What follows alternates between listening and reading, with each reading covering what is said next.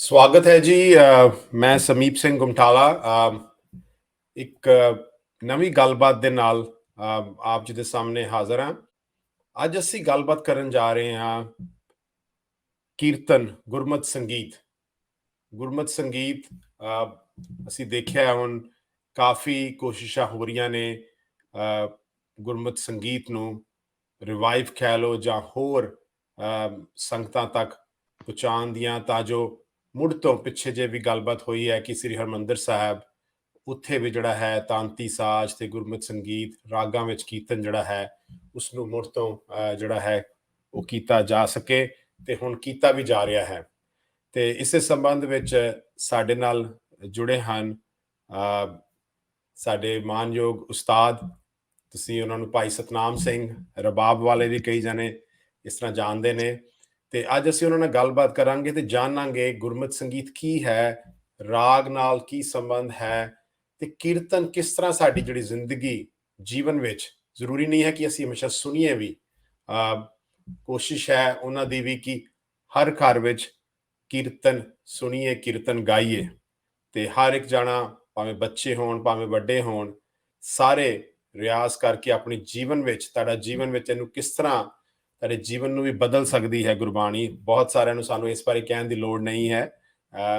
ਗੁਰਬਾਣੀ ਅਸੀਂ ਸਾਰੇ ਸਵੇਰੇ ਸ਼ਾਮ ਜਦੋਂ ਵੀ ਹਰ ਵੇਲੇ ਨਾਮ ਧਿਆਈਏ ਪ੍ਰਮਾਤਮਾ ਦਾ, ਤੇ ਉਹ ਸਾਡੇ ਜੀਵਨ ਵਿੱਚ ਕਿਸ ਤਰ੍ਹਾਂ ਸੁਧਾਰ ਕਹਿ ਲਓ ਜਾਂ ਕਿਸ ਤਰ੍ਹਾਂ ਸਾਡੇ ਜੀਵਨ ਨੂੰ ਡੇ ਟੂ ਡੇ ਅੱਗੇ ਲੈ ਕੇ ਜਾ ਸਕਦਾ ਹੈ, ਇਸ ਸੰਬੰਧੀ ਗੱਲ ਕਰਾਂਗੇ। ਆਓ ਸਭ ਤੋਂ ਪਹਿਲਾਂ ਫਤਿਹ ਸਾਂਝੀ ਕਰੀਏ। ਵੀਰ ਜੀ, ਵਾਹਿਗੁਰੂ ਜੀ ਕਾ ਖਾਲਸਾ, ਵਾਹਿਗੁਰੂ ਜੀ ਕਾ ਖਾਲਸਾ, ਵਾਹਿਗੁਰੂ ਜੀ ਕੀ ਫਤਿਹ ਜੀ। ਵੀਰ ਜੀ ਦਾ ਸਭ ਤੋਂ ਪਹਿਲਾਂ ਬਹੁਤ ਬਹੁਤ ਧੰਨਵਾਦ। ਇਹ ਸਾਡੇ ਨਾਲ ਅੱਜ ਧੰਨਵਾਦ। ਇਹ ਅਮਰੀਕਾ ਇਸ ਸਮੇਂ ਹਨ ਤੇ ਇਹ ਮੈਰੀਲੈਂਡ ਤੋਂ ਸਾਡੇ ਨਾਲ ਜੁੜੇ ਹਨ। ਤੇ ਸਭ ਤੋਂ ਪਹਿਲਾਂ ਅਸੀਂ ਗੱਲ ਕਰਾਂਗੇ ਵੀਰ ਜੀ, ਥੋੜਾ ਜਿਹਾ ਜਿਸ ਸੰਖੇਪ ਵਿੱਚ ਤੁਸੀਂ ਆਪਣੇ ਬਾਰੇ ਚ ਥੋੜਾ ਜਿਹਾ ਦੱਸੋ, ਤੇ ਫਿਰ ਆਪਾਂ ਸੰਗਤਾਂ ਨਾਲ ਹੋਰ ਜਿਹੜੀ ਜਾਣਕਾਰੀ ਹੈ ਉਹ ਸਾਂਝੀ ਕਰਾਂਗੇ ਜੀ। ਹਾਂਜੀ ਗੁਰਮੁਖ ਪਿਆਰਿਓ, ਪਹਿਲੀ ਤਾਂ ਜੋ ਗੁਰਮਤਿ ਸੰਗੀਤ ਜਿਸ ਤਰ੍ਹਾਂ ਤੁਸੀਂ ਪਹਿਲਾਂ ਗੱਲ ਕੀਤੀ ਹੈ, ਤੇ ਗੁਰਮਤਿ ਸੰਗੀਤ ਜਦੋਂ ਸਿੱਖਿਆ ਹੈ ਉਹ ਅਸੀਂ ਜੋਤੀ ਟਕਸਾਲ ਸਾਡੇ ਉਸਤਾਦ ਜੀ ਪ੍ਰਿੰਸੀਪਲ ਸੁਖਵੰਤ ਸਿੰਘ ਜੀ, ਜਿਹੜੇ ਕਿ ਹੁਣ ਇਸ ਟਾਈਮ ਤੇ ਜੰਡਿਆਲਾ ਗੁਰੂ ਵਿਖੇ ਬਾਬਾ ਸੁੱਚਾ ਸਿੰਘ ਗੁਰਮਤਿ ਸੰਗੀਤ ਅਕੈਡਮੀ ਅਤੇ ਲੁਧਿਆਣਾ ਵਿਖੇ ਗੁਰਮਤਿ ਸੰਗੀਤ ਅਕੈਡਮੀ ਚਲਾ ਰਹੇ ਹਨ। ਤੇ ਉਹਨਾਂ ਦੇ ਕੋਲੋਂ ਗੁਰਮਤਿ ਸੰਗੀਤ ਦੀ ਸਿੱਖਿਆ ਪ੍ਰਾਪਤ ਕੀਤੀ ਹੈ, ਤੇ ਨਾਲ ਹੀ ਗੁਰਮਤਿ ਸੰਗੀਤ ਦੀ ਜੋ ਮਾਸਟਰਸ ਅਤੇ ਜੋ ਡਿਪਲੋਮਾ ਇਨ ਗੁਰਮਤਿ ਸੰਗੀਤ ਉਹ ਮੈਂ ਪੰਜਾਬੀ ਯੂਨੀਵਰਸਿਟੀ ਪਟਿਆਲਾ ਵਿੱਚ ਡਾਕਟਰ ਗੁਰਨਾਮ ਸਿੰਘ ਹੋਣੀ ਤੇ ਉੱਥੋਂ ਉਹਨਾਂ ਦਾ ਜੋ ਸਟਾਫ ਸੀਗਾ ਸਾਡੇ ਜੋ ਉੱਥੇ ਟੀਚਰ ਸਾਹਿਬਾਨ ਤੋਂ, ਤੇ ਉੱਥੇ ਪੰਜਾਬੀ ਯੂਨੀਵਰਸਿਟੀ ਪਟਿਆਲਾ ਵਿਖੇ ਮਾਸਟਰਸ ਅਤੇ ਡਿਪਲੋਮਾ ਇਨ ਗੁਰਮਤਿ ਸੰਗੀਤ ਦੀ ਜੋ ਸਿੱਖਿਆ ਅਤੇ ਜੋ ਸਰਟੀਫਿਕੇਸ਼ਨ ਹੈ ਮੈਂ ਮਾਸਟਰਸ ਉੱਥੋਂ ਕੀਤੀ ਹੈਗੀ। ਤੇ ਉਸ ਤੋਂ ਬਾਅਦ ਫਿਰ ਪੰਜਾਬੀ ਯੂਨੀਵਰਸਿਟੀ ਪਟਿਆਲਾ ਵੱਲੋਂ ਹੀ ਮੈਨੂੰ ਸਿੰਗਾਪੁਰ ਵਿਖੇ 2007 ਵਿੱਚ ਉੱਥੇ ਮਹਾਰਾਜ ਨੇ ਸੇਵਾ ਬਖਸ਼ੀ, ਜਿੱਥੇ ਕਿ 7 ਸਾਲ ਫਿਰ ਤੰਤੀ ਸਾਜ਼ਾਂ ਦੇ ਨਾਲ ਬੱਚਿਆਂ ਨੂੰ ਕੀਰਤਨ ਦੀ ਸਿਖਲਾਈ ਦੇਣ ਦਾ ਦਾਸ ਨੂੰ ਮੌਕਾ ਮਿਲਿਆ, ਜਿੱਥੇ ਕਿ ਬੜੇ ਬੱਚਿਆਂ ਨੇ ਗੁਰਮਤਿ ਸੰਗੀਤ ਦੀ ਤਾਲੀਮ ਲਈ। ਤੇ ਉਸ ਤੋਂ ਬਾਅਦ ਫਿਰ ਆਸਟ੍ਰੇਲੀਆ ਵਿਖੇ ਵੀ 3 ਸਾਲ ਗੁਰੂ ਸਾਹਿਬ ਨੇ ਬੜੀ ਰਹਿਮਤ ਕੀਤੀ ਹੈ, ਅਪਾਰ ਬਖਸ਼ਿਸ਼ ਦੁਆਰਾ ਕਾਫੀ ਬੱਚਿਆਂ ਨੂੰ ਗੁਰਮਤਿ ਸੰਗੀਤ ਦੀ ਸਿੱਖਿਆ ਦੇਣ ਦਾ ਮੌਕਾ ਮਿਲਿਆ ਹੈ। ਆਪਣੀ ਜੋ ਸਾਡਾ ਰਿਚ ਟ੍ਰੈਡੀਸ਼ਨ ਹੈ ਉਸ ਨੂੰ, ਜੋ ਸਾਡੀ ਯੰਗ ਜਨਰੇਸ਼ਨ ਹੈ ਉਸ ਤੱਕ ਸਹੀ ਰੂਪ ਦੇ ਵਿੱਚ ਪਹੁੰਚਾਉਣ ਦੇ ਲਈ, ਤਾਂ ਸਹੀ ਰੂਪ ਜਿਹੜਾ ਹੈਗਾ ਉਸ ਦਾ ਕੰਸਰਨ ਗੁਰਮਤਿ ਸੰਗੀਤ ਦੀ ਜੋ ਮਿਊਜ਼ਿਕ ਸਾਇੰਸ ਹੈ ਉਹਦੇ ਨਾਲ ਹੈ। ਉਸ ਦੇ ਬਾਰੇ ਆਪਾਂ ਡਿਟੇਲ ਵਿੱਚ ਅੱਗੇ ਗੱਲ ਕਰਾਂਗੇ। ਤੇ 3 ਸਾਲ ਜੀ। ਸਭ ਤੋਂ ਪਹਿਲਾਂ ਮੈਂ ਤੇ ਇਹ ਜਾਣਨਾ ਚਾਹਾਂਗਾ ਕਿ ਤੁਸੀਂ ਗੱਲ ਕਰਦੇ ਗੁਰਮਤਿ ਸੰਗੀਤ ਜੀ, ਬਹੁਤ ਕਹਿੰਦੇ ਕੀਰਤਨ, ਗੁਰਮਤਿ ਸੰਗੀਤ ਕੀ ਹੈ, ਕੀ ਇਹਦਾ ਸਿਗਨੀਫਿਕੈਂਸ ਹੈ in the context of Guru Granth Sahib Ji as well, ਥੋੜਾ ਉਸ ਬਾਰੇ ਜੇ ਤੁਸੀਂ ਥੋੜਾ ਜਿਹਾ ਜੀ ਜਾਣਕਾਰੀ ਜੀ। ਗੁਰਮਤਿ ਸੰਗੀਤ ਜੋ ਹੈ ਜੀ, ਉਹ ਵਰਡ ਜਿਹੜਾ ਹੈਗਾ ਉਹ 3 ਸ਼ਬਦਾਂ ਦੇ ਸੁਮੇਲ ਦੇ ਨਾਲ ਬਣਿਆ ਹੈ। ਗੁਰੂ ਮਤ ਕਹਿੰਦੇ ਨੇ ਪ੍ਰਿੰਸੀਪਲ, ਸਿਧਾਂਤ ਜਿਹਨੂੰ ਅਸੀਂ ਕਹਿੰਦੇ ਹਾਂ ਪੰਜਾਬੀ ਦੇ ਵਿੱਚ। ਸੋ ਗੁਰੂ ਸਾਹਿਬ ਜੀ ਦਾ ਸਿਧਾਂਤ ਅਤੇ ਸੰਗੀਤ, ਸੋ ਉਹ ਸੰਗੀਤ ਜਿਹੜਾ ਗੁਰੂ ਸਾਹਿਬ ਜੀ ਦੇ ਸਿਧਾਂਤ ਤੋਂ ਉਪਜਿਆ ਹੋਇਆ, ਸਾਨੂੰ ਕੀਰਤਨ ਕਰਨ ਦੇ ਲਈ ਜੋ ਸਾਨੂੰ ਗੁਰੂ ਸਾਹਿਬ ਜੀ ਨੇ ਮਰਿਆਦਾ ਬਖਸ਼ੀ ਹੈ, ਕਿਸੇ ਸ਼ਬਦ ਨੂੰ ਅਸੀਂ ਕਿਸ ਤਰ੍ਹਾਂ ਗਾਉਣਾ ਆ, ਕਿਹੜੀ ਮਿਊਜ਼ਿਕ ਫਾਰਮ ਦੇ ਵਿੱਚ ਗਾਉਣਾ ਆ, ਉਹਦੀ ਕੀਰਤਨ ਸ਼ੈਲੀ ਕਿਹੜੀ ਹੋਣੀ ਚਾਹੀਦੀ ਆ, ਸਾਜ਼ਾਂ ਨੂੰ ਕਿਵੇਂ ਅਸੀਂ ਯੂਜ਼ ਕਰਨਾ ਹੈ, ਤੇ ਉਹ ਸ਼ਬਦ ਦੀ ਜਿਹੜੀ ਰਹਾਉ ਦੀ ਪੂਰਤੀ ਹੈ ਉਸ ਨੂੰ ਕਿਵੇਂ ਅਸੀਂ ਸਥਾਈ ਬਣਾਉਣਾ ਹੈ, ਇਹ ਜਿਹੜਾ ਸਾਰਾ ਜੋ ਓਵਰਆਲ ਇੱਕ ਜੋ ਕੀਰਤਨ ਦੀ ਇੱਕ ਵਿਧੀਵਤ ਰੂਪ ਜਿਹੜਾ ਹੈ ਉਸ ਨੂੰ ਅਸੀਂ ਗੁਰਮਤਿ ਸੰਗੀਤ ਕਹਿੰਦੇ ਹਾਂ। ਇਹ ਸਿਰਫ ਕਈ ਸੰਗਤਾਂ ਇਸ ਤਰ੍ਹਾਂ ਵੀ ਸੋਚਦੀਆਂ ਨੇ ਕਿ ਜਿਹੜੇ ਰਾਗ ਦੇ ਵਿੱਚ ਸਿਰਫ ਕੀਰਤਨ ਕਰਦੇ, ਕੱਲਾ ਰਾਗ ਦੇ ਵਿੱਚ ਕੀਰਤਨ ਕਰਨਾ ਹੀ ਰਾਗਾਤਮਕ ਕੀਰਤਨ ਗੁਰਮਤਿ ਸੰਗੀਤ ਦਾ ਜੋ ਪ੍ਰੋਪਰ ਪਹਿਲੂ ਨਹੀਂ ਹੀ ਹੈ। ਉਸ ਨੂੰ ਅਸੀਂ ਜੋ ਇੱਕ ਪ੍ਰੋਪਰ, ਜਿਹਨੂੰ ਅਸੀਂ ਇੰਗਲਿਸ਼ ਦੇ ਵਿੱਚ ਪ੍ਰੈਜੈਂਟੇਸ਼ਨ ਕਹਿੰਦੇ ਹੈਗੇ, ਜੋ ਪ੍ਰੋਪਰ ਕੀਰਤਨ ਦੀ ਜੋ ਮਰਿਆਦਾ ਹੈ ਉਹ ਸਿਰਫ ਰਾਗਾਤਮਕ ਕੀਰਤਨ ਕਰਨਾ ਨਹੀਂ ਹੈ, ਉਹਦੇ ਵਿੱਚ ਵੱਖਰੇ ਵੱਖਰੇ ਹੋਰ ਵੀ ਪਹਿਲੂ ਨੇ। ਰਹਾਉ ਦੀ ਤੁਕ ਨੂੰ ਸਥਾਈ ਬਣਾ ਕੇ ਗਾਉਣਾ, ਸਾਜ਼ਾਂ ਦੇ ਨਾਲ ਕੀਰਤਨ ਕਰਨਾ, ਚਾਰ ਸਿੰਘ ਜਦੋਂ ਬੈਠ ਕੇ ਕੀਰਤਨ ਕਰਦੇ ਨੇ, ਚੌਂਕੀ ਪਰੰਪਰਾ ਜਿਸ ਨੂੰ ਅਸੀਂ ਕਹਿੰਦੇ ਹਾਂ ਉਸ ਨੂੰ ਫੋਲੋ ਕਰਨਾ, ਤੇ ਜੋ ਸਾਡੇ ਮਰਿਆਦਿਤ ਰਾਗਾਤਮਕ ਸ਼ੈਲੀ ਹੈ ਉਸ ਨੂੰ ਫੋਲੋ ਕਰਨਾ। ਉਸ ਤੋਂ ਬਾਅਦ ਜਿਹੜਾ ਸਾਡਾ ਓਵਰਆਲ ਇੱਕ ਸਟਰਕਚਰ ਹੈ ਉਸ ਰਾਗ ਦੇ ਨਾਲ ਸ਼ਬਦ ਦੇ ਰਿਲੇਸ਼ਨ ਨੂੰ ਬਣਾ ਕੇ ਉਸ ਤਰ੍ਹਾਂ ਦੀ ਕੰਪੋਜੀਸ਼ਨ ਨੂੰ ਫੋਲੋ ਬਣਾਉਣਾ ਕਿ ਜਿਹੜਾ ਸ਼ਬਦ ਦੇ ਵਿੱਚ ਸ਼ਬਦ ਦੇ ਮੀਨਿੰਗਸ ਨੂੰ ਪ੍ਰਗਟ ਕਰੇ। ਇਹ ਸਾਰੇ ਜੋ ਡਿਫਰੈਂਟ ਐਸਪੈਕਟਸ ਹੈਗੇ ਨੇ ਉਹਨਾਂ ਨੂੰ ਫੋਲੋ ਕਰਦੀ ਹੋਈ ਜੋ ਸਾਡੀ ਪਰੰਪਰਾ ਹੈ ਉਹਨੂੰ ਅਸੀਂ ਗੁਰਮਤਿ ਸੰਗੀਤ ਕਹਿੰਦੇ ਹਾਂ। ਤੇ ਇਹ ਜਿਹੜੀ ਇਹਦਾ ਰੂਪ ਜਿਹੜਾ ਹੈ ਇਹ ਸਾਨੂੰ ਕਿੱਥੋਂ ਮਿਲਦਾ ਹੈ? ਬੜੇ ਲੋਕ ਸਵਾਲ ਪੁੱਛਦੇ ਨੇ ਕਿ ਗੁਰਮਤਿ ਸੰਗੀਤ ਤੁਸੀਂ ਕਹਿੰਦੇ ਤੇ ਹੈ ਪਰ ਉਹ ਕਿੱਥੇ ਲਿਖਿਆ ਆ? ਹਾਂਜੀ, ਅਸੀਂ ਇਹ ਕਹਿੰਦੇ ਹੈਗੇ ਹਮੇਸ਼ਾ ਕਿ ਉਹ ਜਿਹੜੀ ਜੋ ਵੀ ਇੰਸਟਰਕਸ਼ਨਸ ਨੇ ਸਾਨੂੰ ਗੁਰੂ ਸਾਹਿਬ ਜੀ ਨੇ ਬਖਸ਼ਿਸ਼ ਕੀਤੀਆਂ ਨੇ ਉਹ ਸ਼ਬਦ ਦੇ ਟਾਈਟਲ ਦੇ ਵਿੱਚ ਲਿਖਿਆ ਹੈ।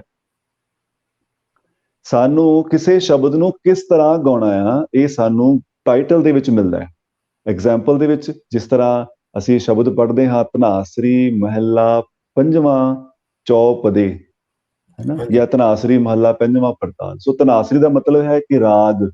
ਇਹ ਸ਼ਬਦ ਗੁਰੂ ਸਾਹਿਬ ਜੀ ਨੇ ਸਿੱਧੇ ਰੂਪ ਦੇ ਵਿੱਚ ਸਾਨੂੰ ਕਿਹਾ ਕਿ ਜਦੋਂ ਇਸ ਸ਼ਬਦ ਨੂੰ ਅਸੀਂ ਗਾਉਣਾ ਹੈ ਤਾਂ ਉਹ ਜਿਹੜਾ ਮਿਊਜ਼ਿਕ ਅਸੀਂ ਬਣਾਉਣਾ ਹੈ, ਜਿਹੜਾ ਮਿਊਜ਼ਿਕ ਸਾਨੂੰ ਗੁਰੂ ਸਾਹਿਬ ਜੀ ਨੇ ਆਪ ਦਿੱਤਾ ਹੈ ਕਿ ਇਹ ਸ਼ਬਦ ਨੂੰ ਸਿੱਖ ਸੰਗਤ ਨੇ ਜਦੋਂ ਇਸ ਰਾਗੀ ਸਿੰਘਾਂ ਨੇ ਕੀਰਤਨ ਕਰਨਾ ਹੈ ਤਾਂ ਇਸ ਸ਼ਬਦ ਦਾ, ਇਸ ਸਪੈਸੀਫਿਕ ਸ਼ਬਦ ਦਾ ਕੀਰਤਨ ਇਸ ਟਿਊਨ ਦੇ ਵਿੱਚ ਹੋਣਾ ਚਾਹੀਦਾ। ਤੇ ਪੰਚਮ ਪਾਤਸ਼ਾਹ ਗੁਰੂ ਅਰਜਨ ਸਾਹਿਬ ਜੀ ਦੀ ਬਾਣੀ ਹੈ। ਉਸ ਤੋਂ ਬਾਅਦ ਚੌਪਦੇ ਮਤਲਬ ਚਾਰ ਪਦਿਆਂ ਵਾਲੀ ਬਾਣੀ। ਇਹ ਕਾਵ ਰੂਪ ਨਾਲ ਜਿਹੜੇ ਸੰਬੰਧ ਰੱਖਦੇ ਉਹਨਾਂ ਨੂੰ ਪਤਾ ਹੈ ਕਿ ਉਹ ਸਪੈਸੀਫਿਕ ਸ਼ਬਦ ਦੇ ਵਿੱਚ ਚਾਰ ਪਦੇ ਹੁੰਦੇ ਨੇ, ਸਟੈਂਜਾ ਜਿਹਨੂੰ ਅਸੀਂ ਕਹਿੰਦੇ ਹਾਂ। ਤੇ ਚੌਪਦੇ ਜਿਹੜੀ ਬਾਣੀ ਹੈ ਉਸਨੂੰ ਧਰੁਪਦ ਸਟਾਈਲ ਦੇ ਵਿੱਚ ਗਾਇਆ ਜਾਂਦਾ ਹੈ। ਤੇ ਨਾਲ ਜਿਹੜੀ ਹੈਗੀ ਆ ਇਹ ਕੀਰਤਨਸ਼ਾਲੀ ਨਾਲ ਰਿਲੇਟਡ। ਸੋ ਇਹ ਜਿਵੇਂ ਮੈਂ ਗੱਲ ਕੀਤੀ ਹੈ ਪੜਤਾਲ ਦੀ, ਸੋ ਪੜਤਾਲ ਇੱਕ ਜਿਹੜਾ ਹੈ ਕਲਾਸੀਕਲ ਇੱਕ ਫਾਰਮ ਹੈ ਜਿਸ ਨੂੰ ਗੁਰਮਤਿ ਸੰਗੀਤ ਦੇ ਵਿੱਚ ਜੋ ਸਾਡੇ ਗੁਰੂ ਸਾਹਿਬਾਨ ਜੀ ਨੇ ਸਭ ਤੋਂ ਪਹਿਲੀ ਵਾਰ ਸੰਗੀਤ ਦੇ ਵਿੱਚ ਪੜਤਾਲ ਸ਼ਬਦ ਜਿਹੜਾ ਹੈ ਉਹ ਗੁਰਮਤਿ ਸੰਗੀਤ ਦੇ ਵਿੱਚ ਗੁਰੂ ਸਾਹਿਬ ਜੀ ਨੇ ਵਰਤਿਆ, ਜਿਸ ਦਾ ਮਤਲਬ ਹੈ ਪਰਤ ਤਾਲ, ਡਿਫਰੈਂਟ ਤਾਲਾਂ ਦੇ ਵਿੱਚ। ਹਾਂਜੀ ਜੀ। ਤੇ ਤੁਸੀਂ ਜਿਹੜੀ ਗੱਲ ਕੀਤੀ, ਅਸੀਂ ਹੁਣ ਗੁਰਮਤਿ ਸੰਗੀਤ ਦੀ ਗੱਲ ਕੀਤੀ ਹੈ, ਨਾਲ ਦੀ ਨਾਲ ਹੁਣ ਰਾਗ ਦੀ ਗੱਲ ਸ਼ੁਰੂ ਹੋਈ ਹੈ ਜੀ। ਸੋ ਜੇ ਅਸੀਂ ਰਾਗ ਦੀ ਗੱਲ ਕਰੀਏ ਤੇ ਰਿਲੇਸ਼ਨਸ਼ਿਪ ਜੇ ਅਸੀਂ ਗੱਲ ਕਰੀਏ, ਕੀ ਸੰਬੰਧ ਹੈ ਸ਼ਬਦ ਅਤੇ ਰਾਗ ਵਿੱਚ? ਇਸ ਬਾਰੇ ਜ਼ਰੂਰ ਥੋੜਾ ਜਿਹਾ ਆਪਣੇ ਵਿਚਾਰ ਸੰਗਤਾਂ ਨਾਲ ਸਾਂਝੇ ਕਰੋ ਕਿ ਸ਼ਬਦ ਤੇ ਰਾਗ ਵਿੱਚ ਕੀ ਸੰਬੰਧ ਹੈ। ਜੀ ਦੇਖੋ ਜੀ, ਇਹਦੇ ਵਿੱਚ ਸਭ ਤੋਂ ਵੱਡੀ ਜਿਹੜੀ ਐਗਜ਼ਾਮਪਲ ਅਸੀਂ ਲੈਣੇ ਹੈਗੇ ਆ ਨਾ, ਦੇਖੋ ਜਿਵੇਂ ਬਸੰਤ ਰਾਗ ਹੈ, ਕਿਉਂਕਿ ਮਲਾਰ ਰਾਗ ਹੈ। ਮਲਾਰ ਰਾਗ ਬਾਰੇ ਸਾਰੀ ਸੰਗਤ ਜਾਣਦੀ ਹੈ, ਆਮ ਸੰਗਤ ਨੂੰ ਵੀ ਪਤਾ ਹੁੰਦਾ, ਇੱਕ ਲੇਮੈਨ ਨੂੰ ਪਤਾ ਕਿ ਮਲਾਰ ਜਿਹੜਾ ਹੈਗਾ ਉਹਦਾ ਰਿਲੇਸ਼ਨ ਮੀਂਹ ਨਾਲ ਹੈ, ਬਾਰਿਸ਼ ਨਾਲ ਹੈ, ਇੱਕ ਮੌਸਮ ਦੇ ਨਾਲ ਸੰਬੰਧਿਤ ਹੈ। ਬਸੰਤ ਦਾ ਮਤਲਬ ਹੁੰਦਾ ਸਪ੍ਰਿੰਗ ਸੀਜ਼ਨ। ਹਾਂਜੀ। ਸੋ ਇਸ ਤੁਹਾਡੇ ਸਵਾਲ ਦਾ ਆਨਸਰ ਸਪਸ਼ਟ ਰੂਪ ਵਿੱਚ ਸਮਝਣ ਦੇ ਲਈ ਸਾਨੂੰ ਇਹਨਾਂ ਦੋਨਾਂ ਜੇ ਅਸੀਂ ਰਾਗ ਦੇ ਵੀ ਫੋਕਸ ਕਰ ਲਈਏ ਤਾਂ ਸਾਨੂੰ ਪੂਰਾ ਕਨਸੈਪਟ ਸਮਝ ਆ ਜਾਏਗਾ। ਸੋ ਬਸੰਤ ਦਾ ਮਤਲਬ ਹੈ ਸਪ੍ਰਿੰਗ ਸੀਜ਼ਨ, ਜਿਸ ਦੇ ਵਿੱਚ ਜਦੋਂ ਨਵੇਂ ਪੱਤੇ ਪੈਦਾ ਹੁੰਦੇ ਨੇ। ਤੋ ਜਿਹੜੀ ਬਾਣੀ ਹੈ ਬਸੰਤ ਰਾਗ ਦੀ, ਉਹ ਬਾਣੀ ਸਾਨੂੰ ਕੀ ਕਹਿੰਦੀ ਹੈ? ਉਹ ਸਾਨੂੰ ਬਾਣੀ ਕਹਿੰਦੀ ਹੈ ਕਿ ਬਨਸਪਤ ਚੜਿਆ ਫੂਲੀ ਬਨ ਰਾਈ, ਇਸ ਮਨ ਕੋ ਬਸੰਤ ਕੀ ਲੱਗਿਆ ਨਾ ਸੋਈ। ਜਿਹੜੀ ਗੁਰਬਾਣੀ ਇਹ ਬਸੰਤ ਦੇ ਬਾਰੇ ਗੱਲ ਕਰ ਰਹੀ ਹੈ, ਉਹ ਕਿਸ ਰਾਗ ਦੇ ਵਿੱਚ ਗਾਉਣ ਦੇ ਲਈ ਸਾਨੂੰ ਕਹਿੰਦੀ ਹੈ? ਦੇਖੋ, ਉਹ ਸਾਨੂੰ ਕਿਹਦੇ ਵਿੱਚ ਕਹਿੰਦੀ ਹੈ? ਨਾ ਮਲਾਰ ਦੇ ਵਿੱਚ ਕਹਿ ਰਹੀ ਹੈ, ਨਾ ਭੈਰੋ ਦੇ ਵਿੱਚ ਸਾਨੂੰ ਗੁਰੂ ਸਾਹਿਬ ਨੇ ਕਿਹਾ, ਨਾ ਸਾਨੂੰ ਰਾਮਕਲੀ ਦੇ ਵਿੱਚ ਕਿਹਾ। ਉਹਨਾਂ ਨੇ ਸਾਨੂੰ ਇਹ ਬਾਣੀ ਬਸੰਤ ਰਾਗ ਦੇ ਵਿੱਚ ਗਾਉਣ ਦੇ ਲਈ ਕਿਹਾ। ਸੋ ਇਹਦਾ ਮਤਲਬ ਜਿਹੜੀ ਬਾਣੀ ਦਾ ਥੀਮ ਜਿਹੜਾ ਹੈ ਉਹ ਰਾਗ ਦੇ ਥੀਮ ਦੇ ਨਾਲ ਮੈਚ ਕਰਨਾ ਚਾਹੀਦਾ। ਤੇ ਜਦੋਂ ਅਸੀਂ ਉਹ ਥੀਮ ਮੈਚ ਨਹੀਂ ਕਰਦੇ, ਮਤਲਬ ਜੇ ਅਸੀਂ ਬਸੰਤ ਰਾਗ ਦੀ ਬਾਣੀ ਨੂੰ ਭੈਰੋ ਰਾਗ ਦੇ ਵਿੱਚ ਗਾਵਾਂਗੇ ਤਾਂ ਮਤਲਬ ਇਹ ਹੋ ਗਿਆ ਕਿ ਅਸੀਂ ਬਸੰਤ ਦਾ ਮਤਲਬ ਹੈ ਖੁਸ਼ੀ, ਖੇੜਾ, ਆਨੰਦ, ਜਿੱਥੇ ਮਨ ਜਿਹੜਾ ਹੈਗਾ ਬਲੂਮ ਦੇ ਵਿੱਚ ਆਉਂਦਾ। ਸੋ ਜੇ ਖੁਸ਼ੀ ਦੀ ਗੱਲ ਅਸੀਂ ਬੈਰਾਗਮਈ ਰੂਪ ਦੇ ਵਿੱਚ ਕਰਨ ਦੀ ਕੋਸ਼ਿਸ਼ ਕਰਾਂਗੇ ਤਾਂ ਉਹਦਾ ਜਿਹੜਾ ਥੀਮ ਆਪਸ ਦੇ ਵਿੱਚ ਮੈਚ ਨਹੀਂ ਕਰੇ। ਸੋ ਜਦੋਂ ਥੀਮ ਨਹੀਂ ਮੈਚ ਕਰੇਗਾ ਤੇ ਉਹ ਜਿਹੜੀ ਗੱਲ ਕਹੀ ਗਈ ਹੈ ਉਹਦਾ ਇੰਪੈਕਟ ਘਟ ਜਾਂਦਾ। ਹਾਂਜੀ, ਠੀਕ ਹੈ ਨਾ ਜੀ। ਹਰਿਮੰਦਰ ਸਾਹਿਬ ਵੀ ਜਿਸ ਤਰ੍ਹਾਂ ਹੁਣ ਜੀ ਅਸੀਂ ਫਿਰ 2 ਕੁ ਮਹੀਨੇ ਰਹਿ ਗਏ ਨੇ ਸਾਲ ਖਤਮ ਹੋਣ 'ਚ। ਜੀ ਕੁਝ ਜਦੋਂ ਵੀ ਹਰਿਮੰਦਰ ਸਾਹਿਬ ਜਨਵਰੀ ਤੋਂ ਲੈ ਕੇ, ਜੇ ਮੈਂ ਗਲਤ ਨਾ ਹੋਵਾਂ, ਜਨਵਰੀ ਤੋਂ ਲੈ ਕੇ ਮਾਰਚ ਤੱਕ ਫਿਰ ਇਹ ਜਿਹੜਾ ਬਸੰਤ ਰਾਗ ਹੈ ਉਹਦਾ ਜੀ ਗਾਇਨ ਕੀਤਾ ਜਾਂਦਾ ਹੈ। ਉਹਦਾ ਤੇ ਗਾਇਨ ਇਹਦਾ ਕੀਤਾ। ਵਿੱਚ ਕੋਈ ਸਮਾਂ ਵੀ ਹੁੰਦਾ ਹੈ ਕਿ ਕਿਸੇ ਸਮੇਂ ਵਿੱਚ ਰਾਗ ਕੋਈ ਦਿਨ ਵੇਲੇ ਜਾਂ ਸ਼ਾਮ ਵੇਲੇ, ਜਾਂ ਕੁਝ ਰਾਗ ਜਿਹੜੇ ਨੇ ਉਹ ਜੀ ਜਿਹੜੇ ਮਰਜ਼ੀ ਸਮੇਂ ਤੇ ਗਾਏ ਜਾ ਸਕਦੇ ਨੇ, ਗਾਇਨ ਕੀਤਾ ਜਾ ਸਕਦਾ ਹੈ? ਹਾਂਜੀ, ਇਹ ਜਿਹੜਾ ਹੈ ਇਹ ਸੰਗੀਤ ਨਾਲ ਭਾਈ ਸਾਹਿਬ ਰਿਲੇਟਡ ਹੈਗਾ। ਇਸ ਤਰ੍ਹਾਂ ਹੁੰਦਾ ਕਿ ਜਿਹੜਾ ਰਾਗ ਹੈ ਉਹਦੇ ਆਪਣੇ ਗਾਉਣ ਦਾ ਇੱਕ ਸਮਾਂ ਹੁੰਦਾ। ਜਿਵੇਂ ਭੈਰੋ ਰਾਗ ਹੈ, ਉਹ ਪ੍ਰਕਿਰਤੀ ਨਾਲ ਉਹਦਾ ਸੰਬੰਧ ਹੈ। ਭੈਰੋ ਦੀ ਜਿਹੜੀ ਪ੍ਰਕਿਰਤੀ ਹੈ ਉਹ ਥੋੜੀ ਗੰਭੀਰ ਪ੍ਰਕਿਰਤੀ ਦਾ ਰਾਗ ਹੈ। ਇਹਦਾ ਮਤਲਬ ਜਿਹੜੀ ਭੈਰੋ ਦੀ ਬਾਣੀ ਹੋਏਗੀ, ਉਸ ਬਾਣੀ ਦੇ ਵਿੱਚ ਸਾਨੂੰ ਗੁਰੂ ਸਾਹਿਬ ਜੀ ਨੇ ਬੜੇ ਜਿਹੜੇ ਸਰੇਨ ਜਿਹੜਾ ਮਿਊਜ਼ਿਕ ਹੈ ਉਹ ਕ੍ਰੀਏਟ ਕਰਕੇ, ਉਹ ਬਾਣੀ ਜਿਹੜੀ ਹੈ ਉਸ ਦਾ ਸੰਬੰਧ ਉਸ ਟੌਪਿਕ ਨਾਲ ਗੰਭੀਰਤਾ ਦੇ ਨਾਲ ਉਸਦਾ ਸੰਬੰਧ ਹੋਵੇਗਾ। ਜਿਹੜੀ ਸਿੱਧੇ ਸ਼ਬਦਾਂ ਵਿੱਚ ਜੇ ਕਹਿਣਾ ਹੋਵੇ ਤਾਂ ਰਾਗ ਜਿਹੜਾ ਭੈਰੋ ਹੈ ਉਹ ਗੰਭੀਰ ਪ੍ਰਕਿਰਤੀ ਦਾ ਰਾਗ ਹੈ, ਤੇ ਰਾਗ ਉਸ ਭੈਰੋ ਰਾਗ ਦੇ ਵਿੱਚ ਜਿੰਨੀ ਬਾਣੀ ਹੈ ਉਹ ਸਾਰੀ ਗੰਭੀਰ ਪ੍ਰਕਿਰਤੀ ਵਾਲੀ ਹੋਵੇਗੀ। ਸੋ ਜਿਹੜਾ ਤੁਹਾਡਾ ਸਵਾਲ ਹੈ ਕਿ ਉਹਦੀ ਟਾਈਮਿੰਗ, ਸੋ ਗੰਭੀਰ ਪ੍ਰਕਿਰਤੀ ਜਿਹੜੀ ਹੈਗੀ ਆ ਦਿਨ ਦੇ ਵਿੱਚ ਸਾਡੀ ਕਦੋਂ ਹੁੰਦੀ ਹੈ? ਜੇ ਅਸੀਂ ਆਪਾਂ ਆਮ ਗੱਲ ਕਰੀਏ, ਕਦੋਂ ਸਾਡੀ ਗੰਭੀਰ ਪ੍ਰਕਿਰਤੀ ਹੁੰਦੀ ਹੈ? ਜਦੋਂ ਅਸੀਂ ਸਵੇਰੇ ਉੱਠਦੇ ਹਾਂ। ਹਾਂਜੀ ਹਾਂਜੀ। ਜਦੋਂ ਸਵੇਰੇ ਅਸੀਂ ਉੱਠਦੇ ਹਾਂ, ਅਰਲੀ ਮਾਰਨਿੰਗ ਜਿਹੜਾ ਹੈਗਾ, ਸਾਡੀ ਜਿਹੜੀ ਪ੍ਰਕਿਰਤੀ ਆ ਉਹ ਅਸੀਂ ਗੰਭੀਰ ਪ੍ਰਕਿਰਤੀ ਨੂੰ ਪਸੰਦ ਕਰਦੇ ਹਾਂ। ਸਾਡਾ ਜਿਹੜਾ ਮਿਊਜ਼ਿਕ ਹੈ ਉਹ ਅਸੀਂ ਸਵੇਰੇ ਸਵੇਰੇ ਬਹੁਤ ਲਾਊਡ ਮਿਊਜ਼ਿਕ ਸੁਣਨਾ ਪਸੰਦ ਨਹੀਂ ਕਰਦੇ। ਇਸ ਕਰਕੇ ਭੈਰੋ ਜਿਹੜਾ ਹੈ ਉਹ ਗੰਭੀਰ ਪ੍ਰਕਿਰਤੀ ਦਾ ਹੈ। ਇਸ ਕਰਕੇ ਭੈਰੋ ਦਾ ਸਮਾਂ ਕਿਹੜਾ ਹੋਣਾ ਚਾਹੀਦਾ? ਹੁਣ ਤੁਸੀਂ ਆਪ ਦੱਸੋ। ਸਵੇਰ ਦਾ ਹੋਣਾ ਚਾਹੀਦਾ, ਕਿਉਂਕਿ ਸਵੇਰੇ ਦਾ ਸਮੇਂ ਦੇ ਵਿੱਚ ਸਾਡੀ ਗੰਭੀਰ ਪ੍ਰਕਿਰਤੀ ਹੁੰਦੀ ਹੈ। ਇਸ ਕਰਕੇ ਭੈਰੋ ਦਾ ਜਿਹੜਾ ਸਮਾਂ ਹੈ ਉਹ ਸਵੇਰ ਦਾ ਆ। ਉਸ ਤੋਂ ਬਾਅਦ ਬਿਲਾਵਲ ਖੁਸ਼ੀ ਦਾ ਆ, ਤੇ ਜਦੋਂ ਮੂਵਮੈਂਟ ਹੁੰਦੀ ਹੈ, ਮਾਈਂਡ ਫਰੈਸ਼ ਹੁੰਦਾ ਹੈ ਸਾਡਾ ਥੋੜਾ ਜਿਹਾ, ਤੇ ਫਿਰ ਜਿਹੜਾ ਹੈਗਾ ਉਹ ਖੁਸ਼ੀ ਸਵੇਰ ਸਵੇਰੇ ਸਾਡੇ ਅੰਦਰ ਖੁਸ਼ੀ ਜਿਹੜੀ ਆਉਣੀ ਸ਼ੁਰੂ ਹੁੰਦੀ ਹੈ, ਜਿਹਦਾ ਸਮਾਂ ਬਿਲਾਵਲ। ਸੋ ਬਿਲਾਵਲ ਜਿਹੜਾ ਹੈਗਾ ਉਹ ਦਿਨ ਦਾ ਦੂਜਾ ਪਹਿਰ ਹੈ।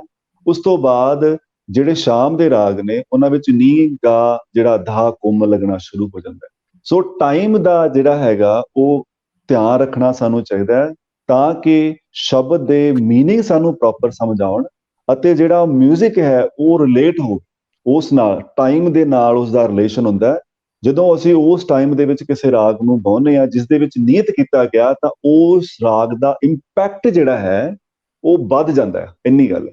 ਬਹੁਤ ਵਧੀਆ ਜਾਣਕਾਰੀ ਹੈ ਕਿ ਅਸੀਂ ਜਦੋਂ ਬਸੰਤ ਰਾਗ ਜਾਂ ਸੁਣਦੇ ਹਾਂ, ਜਾਂ ਸਾਉਣ ਦੇ ਮਹੀਨੇ ਵਿੱਚ ਰਾਗ ਮਲਹਾਰ ਜਿਹੜੇ ਸ਼ਬਦ ਨੇ, ਹੋਰ ਚੀਜ਼ਾਂ, ਉਹਨਾਂ ਦਾ ਸਮਾਂ ਜਿਹੜਾ ਹੈ ਉਹ ਜੀ ਵੀ ਬਹੁਤ ਜ਼ਰੂਰੀ ਹੈ। ਕਈ ਵਾਰ ਅਸੀਂ ਪਿੱਛੇ ਜਿਹੇ ਪੜ੍ਹਿਆ ਵੀ ਸੀ ਕਿ ਕਈ ਵਾਰ ਕੁਝ ਜਾਣੇ ਰਾਗ ਗਲਤ ਟਾਈਮ ਤੇ ਕਿਤੇ ਗਾਇਨ ਕੀਤਾ ਗਿਆ, ਜਾਂ ਕੋਈ ਇਸ ਤਰ੍ਹਾਂ ਗੱਲਬਾਤ ਵੀ ਹੋਈ ਸੀ। ਪਰ ਨਾਲ ਦੀ ਨਾਲ ਜੇ ਅਸੀਂ ਗੱਲ ਕਰੀਏ ਗੁਰਮਤਿ ਸੰਗੀਤ ਦੀ, ਤੁਸੀਂ ਰਬਾਬ ਜਿਹੜਾ ਹੈ ਇੱਕ ਸਾਜ਼, ਜੀ ਜਿਹੜਾ ਕੀਰਤਨ ਦੇ ਨਾਲ ਅਸੀਂ ਗੁਰੂ ਨਾਨਕ ਪਾਤਸ਼ਾਹ ਤੋਂ ਅਸੀਂ ਇਹ ਸਾਨੂੰ ਜਾਣਕਾਰੀ ਹੈ, ਸਾਨੂੰ ਪਤਾ ਹੈ ਇਤਿਹਾਸ ਵਿੱਚ ਜੀ ਭਾਈ ਮਰਦਾਨਾ ਜੀ ਜੀ ਨਾਲ ਜਾਂਦੇ ਰਹੇ। ਪੰਕਤੀ ਆਉਂਦੀ ਹੈ, ਛੇੜ ਮਰਦਾਨਿਆਂ ਰਬਾਬ ਕਾਈ ਸਿਫਤ ਖੁਦਾ ਦੇ ਦੀਦਾਰ ਦੀ।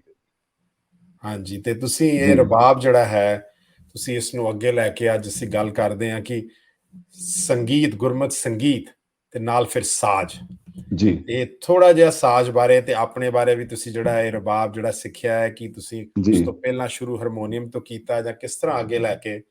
ਤੇ ਹਾਂਜੀ ਬਹੁਤ ਤੁਸੀਂ ਜਿਸ ਤਰ੍ਹਾਂ ਤੁਸੀਂ ਦੱਸਿਆ ਹੈ ਕਿ ਤੁਸੀਂ ਆਸਟ੍ਰੇਲੀਆ, ਸਿੰਗਾਪੁਰ, ਹੋਰ ਵੀ ਥਾਵਾਂ ਤੇ ਤੁਹਾਡੇ ਸਟੂਡੈਂਟਸ ਨੇ। ਅੱਜ ਇੱਕ ਤੁਸੀਂ ਬੂਟਾ ਜਿਹੜਾ ਹੈ ਉਹ ਬੀਜਿਆ ਹੈ, ਤੇ ਪ੍ਰਿੰਸੀਪਲ ਸਾਹਿਬ ਦੇ ਨਾਲ ਉਹਨਾਂ ਨੇ ਪਹਿਲਾਂ ਤੁਸੀਂ ਉਹਨਾਂ ਕੋਲ ਸਿੱਖਿਆ ਹੈ। ਜੀ ਤੇ ਜ਼ਰੂਰ ਇਸ ਬਾਰੇ ਦੱਸੋ ਕਿ ਸਾਜ਼ ਦਾ ਇਹਨਾਂ ਨਾਲ ਕਿਹੜੇ-ਕਿਹੜੇ ਸਾਜ਼ ਜਿਹੜੇ ਨੇ ਉਹ ਗੁਰਮਤਿ ਜੀ ਸੰਗੀਤ ਵਿੱਚ ਹਨ, ਜੀ ਜੀ ਤੇ ਜੀ ਸਾਨੂੰ ਜੇ ਹੋ ਸਕੇ ਤੇ ਕੁਝ ਸੁਣਾਓ ਜ਼ਰੂਰ, ਜੀ ਜ਼ਰੂਰ ਜੀ। ਹਾਂਜੀ, ਅਸੀਂ ਸੁਣ ਸੋ ਸਕੀਏ। ਗੁਰਮਤਿ ਸੰਗੀਤ ਦੇ ਵਿੱਚ ਜਿਹੜਾ ਪ੍ਰਥਮ ਸਾਜ਼ ਹੈ ਉਹ ਰਬਾਬ, ਜੋ ਪਹਿਲੇ ਪਾਤਸ਼ਾਹ ਧੰਨ ਸ਼੍ਰੀ ਗੁਰੂ ਨਾਨਕ ਸਾਹਿਬ ਜੀ ਦੇ ਨਾਲ ਭਾਈ ਮਰਦਾਨਾ ਜੀ ਅਰਾਊਂਡ 50 ਇਅਰਸ ਤੱਕ, 50 ਸਾਲ ਤੱਕ ਉਹਨਾਂ ਨੇ ਗੁਰੂ ਨਾਨਕ ਸਾਹਿਬ ਜੀ ਦੇ ਨਾਲ ਰਬਾਬ ਵਜਾਇਆ। ਹਾਂਜੀ ਸੋ ਗੁਰੂ ਸਾਹਿਬ ਜੀ ਇਲਾਹੀ ਬਾਣੀ ਦਾ ਕੀਰਤਨ ਕਰਦੇ, ਬਾਣੀ ਉਚਾਰਦੇ, ਕੀਰਤਨ ਕਰਦੇ, ਤੇ ਭਾਈ ਮਰਦਾਨਾ ਜੀ ਨਾਲ ਰਬਾਬ ਉਹਨਾਂ ਦੇ ਵਜਾਉਂਦੇ। ਉਸ ਤੋਂ ਬਾਅਦ ਉਹਨਾਂ ਦੇ ਜਿਹੜੇ ਸਪੁੱਤਰ ਸ਼ਹਿਜ਼ਾਦਾ ਜੀ, ਉਹਨਾਂ ਨੇ ਵੀ ਗੁਰੂ ਨਾਨਕ ਸਾਹਿਬ ਜੀ ਦੇ ਨਾਲ ਰਬਾਬ ਵਜਾਇਆ। ਸੋ ਰਬਾਬ ਜਿਹੜਾ ਹੈ ਉਹ ਪ੍ਰਥਮ ਸਾਜ਼ ਹੈ। ਸਭ ਤੋਂ ਪਹਿਲਾਂ ਰਬਾਬ ਦੀ ਤੁਣਕ ਛਿੜਦੀ ਭਾਈ ਮਰਦਾਨਾ ਜੀ, ਰਾਗ ਛੇੜਦੇ, ਫਿਰ ਗੁਰੂ ਨਾਨਕ ਸਾਹਿਬ ਜੀ ਬਾਣੀ ਦਾ ਉਚਾਰਨ ਕਰਦੇ। ਇਸ ਤੋਂ ਇਲਾਵਾ ਜਿਹੜੇ ਵੱਖਰੇ ਵੱਖਰੇ ਸਾਜ਼ ਨੇ, ਜਿਵੇਂ ਦਿਲੋਬਾ, ਤਾਊਸ ਹੈ, ਇਸਰਾਜ ਹੈ, ਸਰੰਗੀ ਹੈ ਸਾਡਾ ਫੋਕ ਪੱਖ ਹੈ, ਕਿਉਂਕਿ ਗੁਰਮਤਿ ਸੰਗੀਤ ਦਾ ਇੱਕ ਪੱਖ ਜਿਹੜਾ ਹੈਗਾ ਕਲਾਸੀਕਲ ਦਾ ਹੈ, ਦੂਸਰਾ ਪੱਖ ਜਿਹੜਾ ਹੈਗਾ ਫੋਕ ਦਾ ਆ। ਫੋਕ ਸਾਡੇ ਕੋਲ ਰਾਗ ਨੇ, ਸਾਡੇ ਕੋਲ ਫੋਕ ਸਾਜ਼ ਨੇ। ਸੋ ਉਸ ਦੇ ਵਿੱਚ ਇਸਰਾਜ ਸਾਜ਼ ਹੈ, ਤੇ ਜਿਹੜਾ ਜਿਵੇਂ ਆਪਾਂ ਪਹਿਲਾਂ ਗੱਲ ਕੀਤੀ ਤਾਊਸ ਦੀ, ਹਾਂਜੀ ਤਾਊਸ ਸਾਜ਼ ਹੈ, ਦਿਲਰਬਾ ਸਾਜ਼ ਹੈ, ਇਸਰਾਜ ਹੈ, ਸਰੰਗੀ ਆ, ਤੇ ਜੋੜੀ ਆ ਜਿਹਨੂੰ ਅਸੀਂ ਧਾਮਾ ਵੀ ਕਹਿੰਦੇ ਹੈਗੇ। ਸਾਡੇ ਜੋੜੀ ਦਾ ਮਤਲਬ ਦੋ ਪੇਰ ਨੂੰ ਅਸੀਂ ਜੋੜੀ ਕਹਿੰਦੇ ਹਾਂ। ਸੋ ਇਹ ਜਿਹੜੇ ਸਾਜ਼ ਨੇ, ਇਹਨਾਂ ਸਾਜ਼ਾਂ ਤੋਂ ਇਲਾਵਾ ਜੋ ਜੋ ਜਿਨ੍ਹਾਂ ਦੀ ਪ੍ਰਕਿਰਤੀ ਕੀਰਤਨ ਦੇ ਨਾਲ ਮੈਚ ਕਰਦੀ ਹੈ, ਜਿਹੜੇ ਤਾਰਾਂ ਵਾਲੇ ਸਾਜ਼ ਨੇ, ਸਟ੍ਰਿੰਗ ਇੰਸਟਰੂਮੈਂਟ ਸਾਜ਼ ਨੇ, ਜਿਹੜਾ ਭਾਈ ਸਾਹਿਬ ਪੁਰਾਣਾ ਵਰਡ ਸੀਗਾ ਉਹ ਹੁੰਦਾ ਸੀ ਤੰਦੀ ਸਾਜ਼, ਅਸੀਂ ਇਹਨੂੰ ਕਹਿੰਦੇ ਸੀ ਤੰਦੀ। ਹਾਂਜੀ, ਸੋ ਤੰਦ ਵਾਲੇ, ਜਿਹੜੇ ਤੰਦ ਵਾਲੇ। ਹੁਣ ਤਾਂਤੀ ਹੁਣ ਤੱਤੇ ਤੋਂ ਆ ਰਿਹਾ ਹੈ, ਪਰ ਉਹ ਤੰਦੀ ਜਿਹੜਾ ਸੀ ਦੱਦੇ ਤੋਂ ਸੀ। ਹਾਂ, ਉਹ ਤੰਦੀ, ਉਹ ਦੱਦੇ ਨਾਲ ਸੀ, ਹੁਣ ਤੰਤੀ ਆ।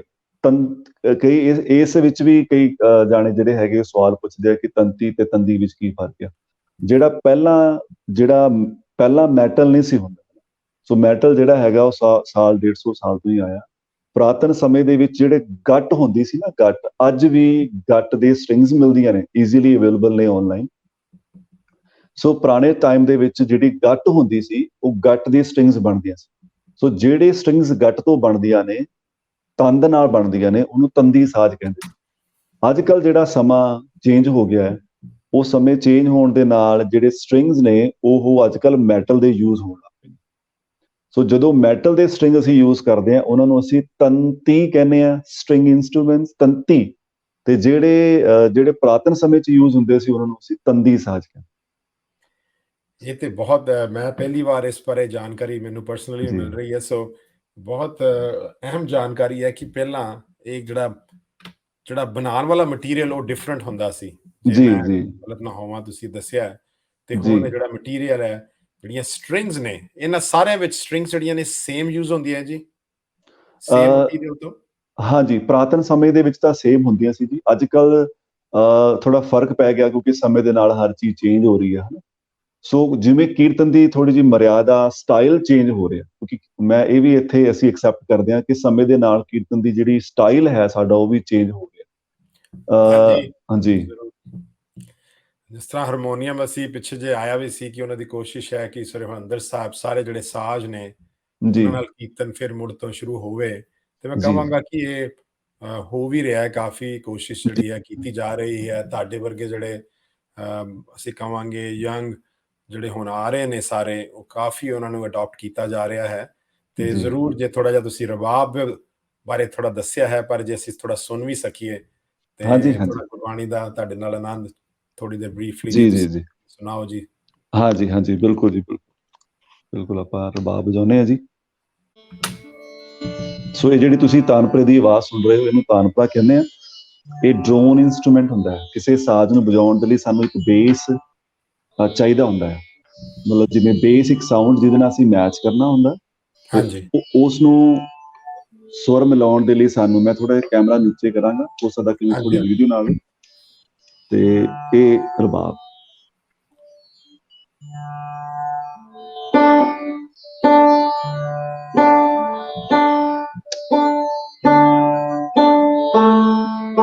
ਹਾਂਜੀ, ਜਿਹੜੀਆਂ ਇਹ ਸਟ੍ਰਿੰਗ ਤੁਸੀਂ ਹੁਣ ਮੈਂ ਵਜਾ ਰਿਹਾ ਜੀ, ਇਹ ਜਿਹੜਾ ਹੈਗਾ, ਇਹ ਸ਼ੂਗਰ ਕੇਨ ਫਾਈਬਰ ਜਿਹੜਾ ਹੁੰਦਾ ਹੈ, ਉਹਦੀਆਂ ਬਣੀਆਂ ਹੋਈਆਂ ਨੇ। ਇਹ ਸਪੈਸ਼ਲ ਇਟਲੀ ਤੋਂ ਅਸੀਂ ਮੰਗਵਾਉਂਦੇ ਹਾਂ। ਸੋ ਸਾਊਂਡ ਜਿਹੜੀ ਹੈਗੀ ਉਹ ਗੰਭੀਰ ਪ੍ਰਕਿਰਤੀ ਦੀ ਹੋਣੀ ਚਾਹੀਦੀ, ਕਿਉਂਕਿ ਜੋ ਸਾਡਾ ਕੀਰਤਨ ਦਾ ਸਟਾਈਲ ਹੈ ਉਹ ਥੋੜਾ ਜਿਹਾ ਗੰਭੀਰ ਪ੍ਰਕਿਰਤੀ ਦਾ ਅਸੀਂ ਕੀਰਤਨ, ਕਿਉਂਕਿ ਇਹ ਥੋੜਾ ਜਿਹਾ ਜਿਵੇਂ ਗੁਰਬਾਣੀ ਵਿੱਚ ਵੀ ਇੱਕ ਤੁਕ ਆਉਂਦੀ ਹੈ ਕਿ ਸਹਿਜੇ ਗਾਵਿਆ ਥਾਏ ਪਵੈ ਬਿਨ ਸਹਿਜੇ ਕਥਨੀ ਬਾਤ। ਜਿਹੜਾ ਕੀਰਤਨ ਹੈ ਉਹ ਸਹਿਜ ਦਾ ਮਾਰਗ ਆ। ਸੋ ਉਸ ਦੇ ਲਈ ਜ਼ਿਆਦਾ ਹਾਈਪ ਜਿਹੜਾ ਹੈਗਾ ਨਾ, ਉਹ ਲਾਊਡ ਵਾਲਾ, ਜ਼ਿਆਦਾ ਕ੍ਰਿਸਪ ਸਾਊਂਡ ਚੰਗੀ ਨਹੀਂ ਹੁੰਦੀ। ਇਸ ਕਰਕੇ ਅਸੀਂ ਇਹਦੀ ਜਿਹੜੀ ਟੋਨ ਆ, ਉਹ ਫਾਈਬਰ, ਸ਼ੂਗਰ ਕੇਨ ਫਾਈਬਰ ਦਾ ਇਹ ਸਟ੍ਰਿੰਗਸ ਮਿਲਦੀਆਂ ਨੇ, ਉਹ ਅਸੀਂ ਪਾ ਕੇ, ਤਾਂ ਕਿ ਉਹਦੀ ਪ੍ਰਕਿਰਤੀ ਜਿਹੜੀ ਗੰਭੀਰ ਰਹਿੰਦੀ ਰਹੇ। ਤੋ ਅਸੀਂ ਉਹ ਸਾਜ਼ਾਂ ਦੇ ਬਾਰੇ, ਜਿਹੜੇ ਡਿਫਰੈਂਟ ਹੋਰ ਸਾਜ਼ ਨੇ, ਉਹਨਾਂ ਬਾਰੇ ਵੀ ਗੱਲ ਕਰਾਂਗੇ, ਤੇ ਕਿਵੇਂ ਅਸੀਂ ਉਹਨੂੰ ਗੁਰਮਤਿ ਸੰਗੀਤ ਯੂਜ਼ ਕਰਦੇ ਹਾਂ ਉਹਦੇ ਬਾਰੇ। ਹਾਂਜੀ,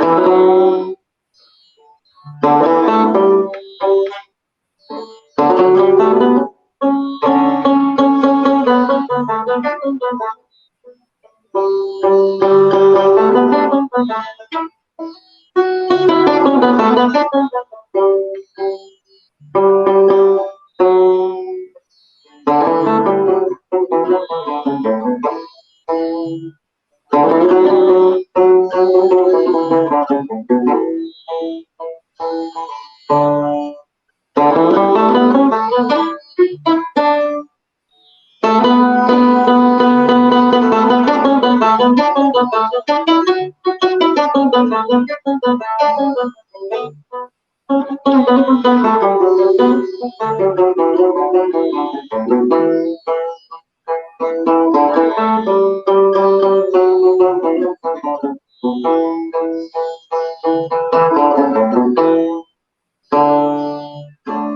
ਜਿਹੜਾ ਇਹ ਰਬਾਬ ਸਾਜ਼ ਹੈ ਇਹ ਪਲਕਿੰਗ ਇਨਸਟਰੂਮੈਂਟ ਹੈ। ਧੰਨਵਾਦ ਜੀ, ਬਹੁਤ ਵਧੀਆ। ਤੁਸੀਂ ਇੰਨਾ ਸੁਰੀਲਾ ਜਿਹੜਾ ਇਹ ਸੁਣਾਇਆ ਰਬਾਬ, ਅਸੀਂ ਵੀ ਤੁਹਾਨੂੰ ਸੁਣ ਰਹੇ ਆ ਰਹੇ। ਤੁਸੀਂ ਬਹੁਤ ਵਧੀਆ ਨਾਲ ਕੀਰਤਨ ਗਾਇਨ ਕਰਦੇ ਜੇ ਨਾਲ ਤੇ ਹੋਰ ਵੀ ਜਿਹੜੇ ਸਾਜ਼ ਨੇ, ਕਿ ਤੁਸੀਂ ਸਾਰੀ ਜਿਹੜੀ ਦੀ ਐਜੂਕੇਸ਼ਨ ਹੈ ਜਿਹੜੀ ਇਹ ਸਾਜ਼ਾਂ ਦੀ, ਇਹ ਤੁਸੀਂ ਨਾਲ ਦੀ ਨਾਲ ਰਬਾਬ ਵੀ ਤੁਸੀਂ ਦਿਲਰੂਬਾ ਵੀ ਸਾਰੇ ਵਜਾ ਲੈਂਦੇ, ਤੇ ਉਹ ਤੁਸੀਂ ਸਾਰੀ ਸਿੱਖਿਆ ਜਿਹੜੀ ਹੈ ਇਹ ਉੱਥੋਂ ਹੀ ਲਈ ਹੈ ਕਿ ਐਜ਼ ਤੁਹਾਡੀ ਜੋ ਪ੍ਰੋਗਰੈਸ ਹੁੰਦੀ ਗਈ ਤੁਸੀਂ ਉਹਨੂੰ ਹੌਲੀ ਸਿੱਖਦੇ ਗਏ ਸਾਰਿਆਂ ਨੂੰ? ਹਾਂਜੀ, ਜਿਹੜੇ ਆਪਣੇ ਦੂਜੇ ਸਾਜ਼ ਜਿਨ੍ਹਾਂ ਦੀ ਆਪਾਂ ਪਹਿਲਾਂ ਗੱਲ ਕੀਤੀ ਹੈਗੀ, ਦਿਲਰੂਬਾ ਹੈ, ਇਸਰਾਜ ਹੈ, ਸਰੰਗੀ, ਤਾਊਸ ਹੈ, ਇਹ ਸਾਰੇ ਸਾਜ਼ ਆਪਾਂ ਵਜਾਈਦੇ ਆ, ਵਜਾ ਲੈਂਦੇ ਆ, ਤੇ ਨਾਲ ਅਸੀਂ ਬੱਚਿਆਂ ਨੂੰ ਸਿਖਾਉਂਦੇ ਵੀ ਹੈਗੇ ਆ। ਤੇ ਸਾਡੀਆਂ ਜਿਹੜੀਆਂ ਵੀਡੀਓਜ਼ ਨੇ ਸਾਡੇ ਚੈਨਲ, ਮੇਰਾ ਚੈਨਲ ਹੈ ਰਬਾਬ ਸਤਨਾਮ ਸਿੰਘ ਕਰਕੇ, ਸੋ ਉਸਦੇ ਵਿੱਚ ਸਾਰੀਆਂ ਵੀਡੀਓਜ਼ ਹੈਗੀਆਂ ਨੇ। ਇਹ ਸਾਰੇ ਸਾਜ਼ ਆਪਾਂ ਮਤਲਬ ਜਿਵੇਂ ਅਸੀਂ ਬਣਵਾਈ ਦੇ ਵੀ ਹੈਗੇ ਆ, ਕਿਉਂਕਿ ਅੱਜ ਕੱਲ੍ਹ, ਕਿਉਂਕਿ ਮੈਂ ਇਸ ਟੌਪਿਕ ਤੇ ਜ਼ਰੂਰ ਗੱਲ ਕਰਨਾ ਚਾਹੁੰਦਾ ਸੀਗਾ ਕਿ ਜਿਹੜੇ ਸਾਜ਼ ਨੇ ਉਹਨਾਂ ਦੀ ਜਿਹੜੀ ਬਣਤਰ ਆ, ਸਹੀ ਬਣਤਰ, ਤੇ ਉਹਨਾਂ ਦੀ ਜਿਹੜੀ ਸਹੀ ਕਿਉਂਕਿ ਅੱਜ ਕੱਲ੍ਹ ਕਾਫੀ ਜ਼ਿਆਦਾ ਜਿਵੇਂ ਤੁਸੀਂ ਪਹਿਲਾਂ ਗੱਲ ਕੀਤੀ ਹੈ ਕਿ ਹਰਿਮੰਦਰ ਸਾਹਿਬ ਦੇ ਵਿੱਚ ਜਿਹੜੇ ਸਾਡੇ ਸਤਿਕਾਰਯੋਗ ਜਥੇਦਾਰ ਹਰਪ੍ਰੀਤ ਸਿੰਘ ਜੀ ਨੇ ਇੱਕ ਕਿਹਾ ਸੀਗਾ ਕਿ ਵੀ ਅਗਲੇ 3 ਸਾਲ ਦੇ ਵਿੱਚ ਸਾਡੇ ਜਿਹੜੇ ਸੱਚਖੰਡ ਸ੍ਰੀ ਹਰਿਮੰਦਰ ਸਾਹਿਬ ਦੇ ਵਿੱਚ ਜਿਹੜੇ 33 ਸਾਜ਼ਾਂ ਦਾ ਕੀਰਤਨ ਹੋਏਗਾ। ਜਦੋਂ ਉਸ ਤੋਂ ਬਾਅਦ ਕਾਫੀ 33 ਸਾਜ਼ਾਂ ਦਾ ਜਿਹੜਾ ਹੈਗਾ, 33 ਸਾਜ਼ਾਂ ਦਾ ਕਾਫੀ ਪ੍ਰਚਾਰ ਹੋਇਆ। ਉਸਦੇ ਵਿੱਚ ਕਾਫੀ ਜਿਹੜੇ ਹੁਣ ਜਿਹੜੇ ਸਾਜ਼ ਜਿਹਨਾਂ ਤੋਂ ਅਸੀਂ ਲੈ ਸਕਦੇ ਹਾਂ ਨਾ, ਜਿਹੜੇ ਸ਼ੌਪਕੀਪਰ ਨੇ ਜਿਹੜੇ ਵੇਚਦੇ ਹੈਗੇ, ਸੋ ਉਹਨਾਂ ਵਿੱਚ ਨਵੇਂ ਵੀ ਕਈ ਸ਼ਾਮਿਲ ਹੋ ਰਹੇ ਨੇ। ਹੁਣ ਉਸ ਚੀਜ਼ ਨੂੰ ਅਸੀਂ ਸੋਲਵ ਕਰਨ ਦੇ ਲਈ ਹੁਣ ਜਿਹੜਾ ਹੈਗਾ, ਅਸੀਂ 33 ਸਾਜ਼ਾਂ ਨੂੰ ਜਿੱਥੇ ਸਿਖਾਉਣ ਦੀ ਸੇਵਾ ਗੁਰੂ ਸਾਹਿਬ ਜੀ ਨੇ ਲਈ ਹੈਗੀ ਆ, ਤੇ ਹੁਣ ਅਸੀਂ ਸਾਜ਼ਾਂ ਨੂੰ ਬਣਾਉਣ ਤੇ ਹਰ ਘਰ ਦੇ ਵਿੱਚ ਜਿਹੜੇ ਸਹੀ ਦੇ ਟੈਕਨੀਕ ਨਾਲ ਜੋ ਬਣੇ ਹੋਏ 33 ਸਾਜ਼, ਤੇ ਨਾਲ ਸਹੀ ਪ੍ਰਾਈਸ ਦੇ ਵਿੱਚ। ਤੋ ਇਸ ਕਰਕੇ ਇਹ ਚੀਜ਼ ਦਾ ਬਹੁਤ ਧਿਆਨ ਰੱਖਣਾ ਸਾਨੂੰ ਚਾਹੀਦਾ ਹੈ ਕਿ ਜਿੱਥੇ ਸਾਨੂੰ ਕੁਆਲਿਟੀ ਮਿਲੇ, ਉੱਥੇ ਇਹ ਨਹੀਂ ਕਿ ਅਸੀਂ ਇੱਕ ਚੀਜ਼ ਜਿਹੜਾ ਹੈਗਾ ਵਧੀਆ ਸਾਜ਼ ਸਾਨੂੰ ਮਿਲ ਰਿਹਾ ਹੈਗਾ, ਜਿਵੇਂ ਇਹ ਰਬਾਬ ਹੈ, ਇਹ ਪੇਸ਼ਾਵਰ ਦਾ ਬਣਿਆ ਹੋਇਆ ਰਬਾਬ ਹੈਗਾ, ਮੇਰੇ ਕੋਲ ਅਫਗਾਨਿਸਤਾਨ ਦਾ ਬਣਿਆ ਰਬਾਬ ਹੈਗਾ, ਤੇ ਤੁਸੀਂ ਹੈਰਾਨ ਹੋਗੇ ਕਈ ਜਿਹੜੇ ਸਾਜ਼ ਨੇ ਉਹ ਉੱਥੇ ਦੇ ਲੋਕ ਜਿਨ੍ਹਾਂ ਨੂੰ ਨਹੀਂ ਪਤਾ, ਉਹ ਮਤਲਬ 3-3, 4-4 ਹਜ਼ਾਰ ਡਾਲਰ ਦੇ ਵੀ ਦੇਈ ਆ। ਕਈ ਵਾਰ ਜਦੋਂ ਹਾਰਮੋਨੀਅਮ ਵੀ ਲੈਣਾ ਹੋਵੇ, ਕਿਉਂਕਿ ਕਾਫੀ ਸਾਡੇ ਬੱਚੇ ਵੀ ਜਿਹੜੇ ਨੇ, ਸੰਗਤਾਂ ਜਿਹੜੀਆਂ ਨੇ ਜ਼ਿਆਦਾਤਰ ਹਾਲੇ ਹਾਰਮੋਨੀਅਮ ਯੂਜ਼ ਕਰਦੇ ਨੇ, ਤੇ ਫਿਰ ਵੀ ਕਹਿੰਦੇ ਹਾਂਜੀ ਟਿਊਨ ਹੈ, ਉੱਚਾ ਤੇ ਨਹੀਂ ਹੈ। ਸੋ ਇਹ ਬਹੁਤ ਜ਼ਰੂਰੀ ਹੈ। ਅਸੀਂ ਦੇਖਦੇ ਹਾਂ ਕਈ ਵਾਰੀ ਕਿ ਜੇ ਸਾਜ਼ ਠੀਕ ਨਾ ਹੋਵੇ ਤੇ ਕਿੱਦਾਂ ਤੁਹਾਡੀ ਆਵਾਜ਼ ਉਹਦੇ ਨਾਲ ਮਿਲਣੀ। ਜੀ ਬਿਲਕੁਲ, ਬਹੁਤ ਵਧੀਆ ਤੁਹਾਡਾ ਉਪਰਾਲਾ ਹੈ ਕਿ ਜਿਹੜੇ ਸਾਜ਼ ਨਾਲ ਦੀ ਨਾਲ ਸਾਨੂੰ ਸਾਜ਼ ਵੀ ਜਿਹੜੇ ਨੇ ਉਪਲਬਧ ਹੋਣੇ ਬਹੁਤ ਜ਼ਰੂਰੀ ਨੇ। ਇਹ ਮੇਰਾ ਬੜੀ ਕੋਸ਼ਿਸ਼ ਸੀ ਕਿ ਵੀ 33 ਸਾਜ਼ ਜਿਹੜੇ ਹੈਗੇ ਨੇ ਉਸ ਇੱਕ ਤੇ ਕੁਆਲਿਟੀ ਸਹੀ ਹੋਵੇ, ਵਧੀਆ ਕੁਆਲਿਟੀ ਦੇ ਵਿੱਚ ਹੋਵੇ, ਤੇ ਦੂਜੇ ਜਿਹੜੇ ਹੈਗੇ ਨੇ ਜੋ ਉਹਦਾ ਐਕਚੁਅਲ ਪ੍ਰਾਈਸ ਹੈ, ਰੀਜ਼ਨੇਬਲ ਜੋ ਪ੍ਰਾਈਸ ਹੈ, ਉਹੀ ਅਸੀਂ ਉਸ ਚੀਜ਼ ਦਾ ਵੀ ਅਸੀਂ ਪ੍ਰਚਾਰ ਕਰੀਏ। ਸਾਡੀ ਇਹ ਮਹਾਰਾਜ ਅੱਗੇ ਅਰਦਾਸ ਹੈ ਕਿ ਮਹਾਰਾਜ ਸਾਥੋਂ ਇਹ ਵੀ ਸੇਵਾ ਲੈਣ ਕਿ ਅਸੀਂ ਸਹੀ ਰੂਪ ਦੇ ਵਿੱਚ ਜਿਹੜੇ ਚੰਗੇ ਸਾਜ਼ ਨੇ ਦਈਏ, ਤੇ ਨਾਲ ਉਹਨਾਂ ਦਾ ਜਿਹੜਾ ਪ੍ਰਾਈਸ ਹੈ ਉਹ ਸਹੀ ਹੋਣਾ ਚਾਹੀਦਾ। ਇਸ ਕਰਕੇ ਸਾਡੀ ਕੋਸ਼ਿਸ਼ ਹੈ ਕਿ ਸਹੀ ਜਿਹੜੇ ਸਾਜ਼ ਉਹ ਸੰਗਤ ਤੱਕ ਪਹੁੰਚਾਏ ਜਾਣ। ਹਾਂਜੀ, ਨਹੀਂ ਬਹੁਤ ਜ਼ਰੂਰੀ। ਤੁਸੀਂ ਬਹੁਤ ਸੋਹਣੀ ਗੱਲ ਕਹੀ, ਜਿੰਨਾ ਕਿ ਮੈਨੂੰ ਤੁਹਾਡੇ ਨਾਲ ਗੱਲਬਾਤ ਹੋਈ ਹੈ। ਤੁਸੀਂ ਚਾਹੁੰਦੇ ਜੇ ਕਿ ਸਾਡੇ ਬੱਚੇ, ਸਾਡੀ ਸੰਗਤ, ਇਕੱਲੇ ਬੱਚੇ ਨਹੀਂ, ਸਾਰੀ ਸੰਗਤ ਖੁਦ ਰਿਆਜ਼ ਕਰੇ, ਖੁਦ ਕੀਰਤਨ ਨਾਲ ਜੁੜਨ, ਸਿਰਫ ਸੁਣਨ ਦੇ ਨਾਲ ਆਪ ਵੀ ਕਰਨ। ਤੇ ਤੁਸੀਂ ਦੇਖਿਆ ਅਸੀਂ ਕਾਫੀ ਵਾਰੀ ਯੂਕੇ ਦੇ ਟੂਰ ਤੇ ਤੁਸੀਂ ਪ੍ਰਿੰਸੀਪਲ ਸਾਹਿਬ ਦੇ ਨਾਲ ਹੋਰ ਵੀ, ਤੇ ਜਦੋਂ ਵੀ ਤੁਸੀਂ ਹਫ਼ਤੇ 2 ਹਫ਼ਤੇ ਲਈ ਉੱਥੇ ਆਏ, ਤੇ ਨਾਲ ਦੀ ਨਾਲ ਉੱਥੇ ਵਰਕਸ਼ਾਪਸ ਲਗਾਈਆਂ ਜਾ ਰਹੀਆਂ ਨੇ।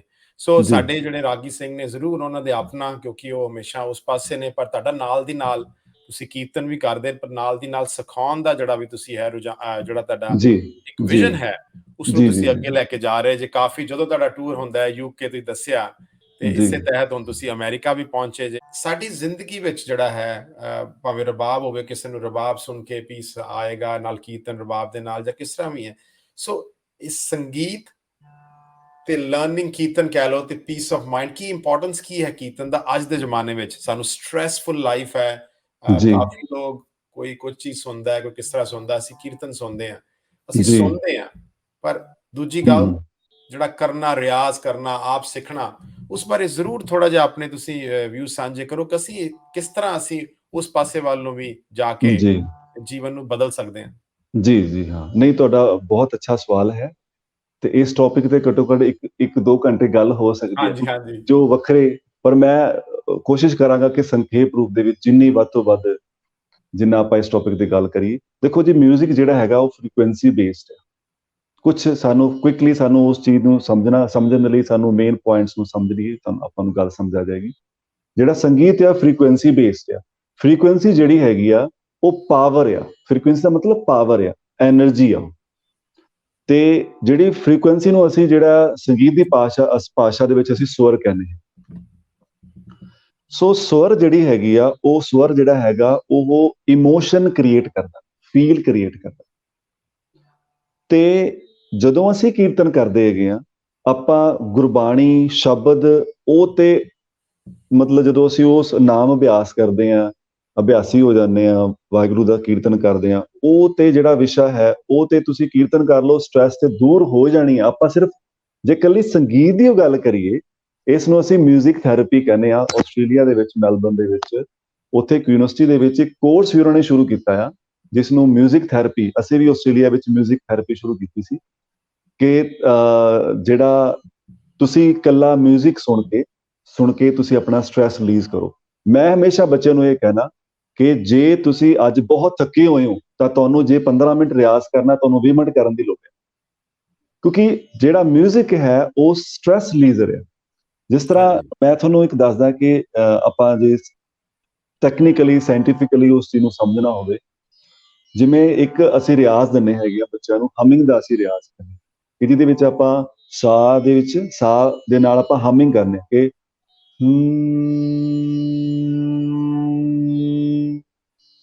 ਇਹਨੂੰ ਆਪਾਂ ਹਮਿੰਗ ਕਰਨੇ। ਜੇ ਆਪਾਂ ਰੋਜ਼ 5 ਮਿੰਟ ਸਵੇਰੇ, 5 ਮਿੰਟ ਸ਼ਾਮੀ ਸਿਰਫ ਬਹਿ ਕੇ ਇਹ ਤਾਨਪੁਰਾ ਲਾ ਕੇ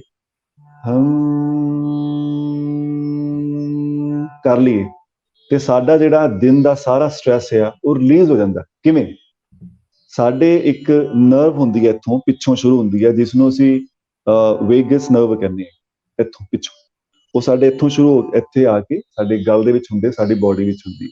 ਤੇ ਜਦੋਂ ਅਸੀਂ ਇਸ ਨੂੰ ਇਸ ਤਰ੍ਹਾਂ ਅਸੀਂ ਹਮਿੰਗ ਕਰਦੇ ਹਾਂ ਤੇ ਉਹ ਜਿਹੜੀ ਉਹ ਵਾਈਬ੍ਰੇਸ਼ਨ ਸਾਡੀ ਪੈਦਾ ਹੁੰਦੀ ਹੈ, ਇੱਥੋਂ ਲੈ ਕੇ ਤੁਸੀਂ ਕਰਕੇ ਦੇਖੋ, ਇੱਥੇ ਉਹ ਪਿੱਛੋਂ ਇੱਥੋਂ ਵਾਈਬ੍ਰੇਸ਼ਨ ਲੈ ਕੇ ਸਾਡੇ ਹੋਏਗੀ। ਉਹ ਜਿਹੜੀ ਨਰਵ ਹੈ ਉਹ ਸਟਿਮੂਲੇਟ ਹੋ ਜਾਂਦੀ। ਜਦੋਂ ਉਹ ਹੋ ਜਾਂਦੀ ਹੈ, ਸਟਿਮੂਲੇਟ ਹੋ ਜਾਂਦੀ ਹੈ, ਤੇ ਉਹ ਸਾਡਾ ਸਾਰਾ ਜਿਹੜਾ ਸਟ੍ਰੈਸ ਹੈ ਉਹ ਰਿਲੀਜ਼ ਹੋ ਜਾਂਦਾ।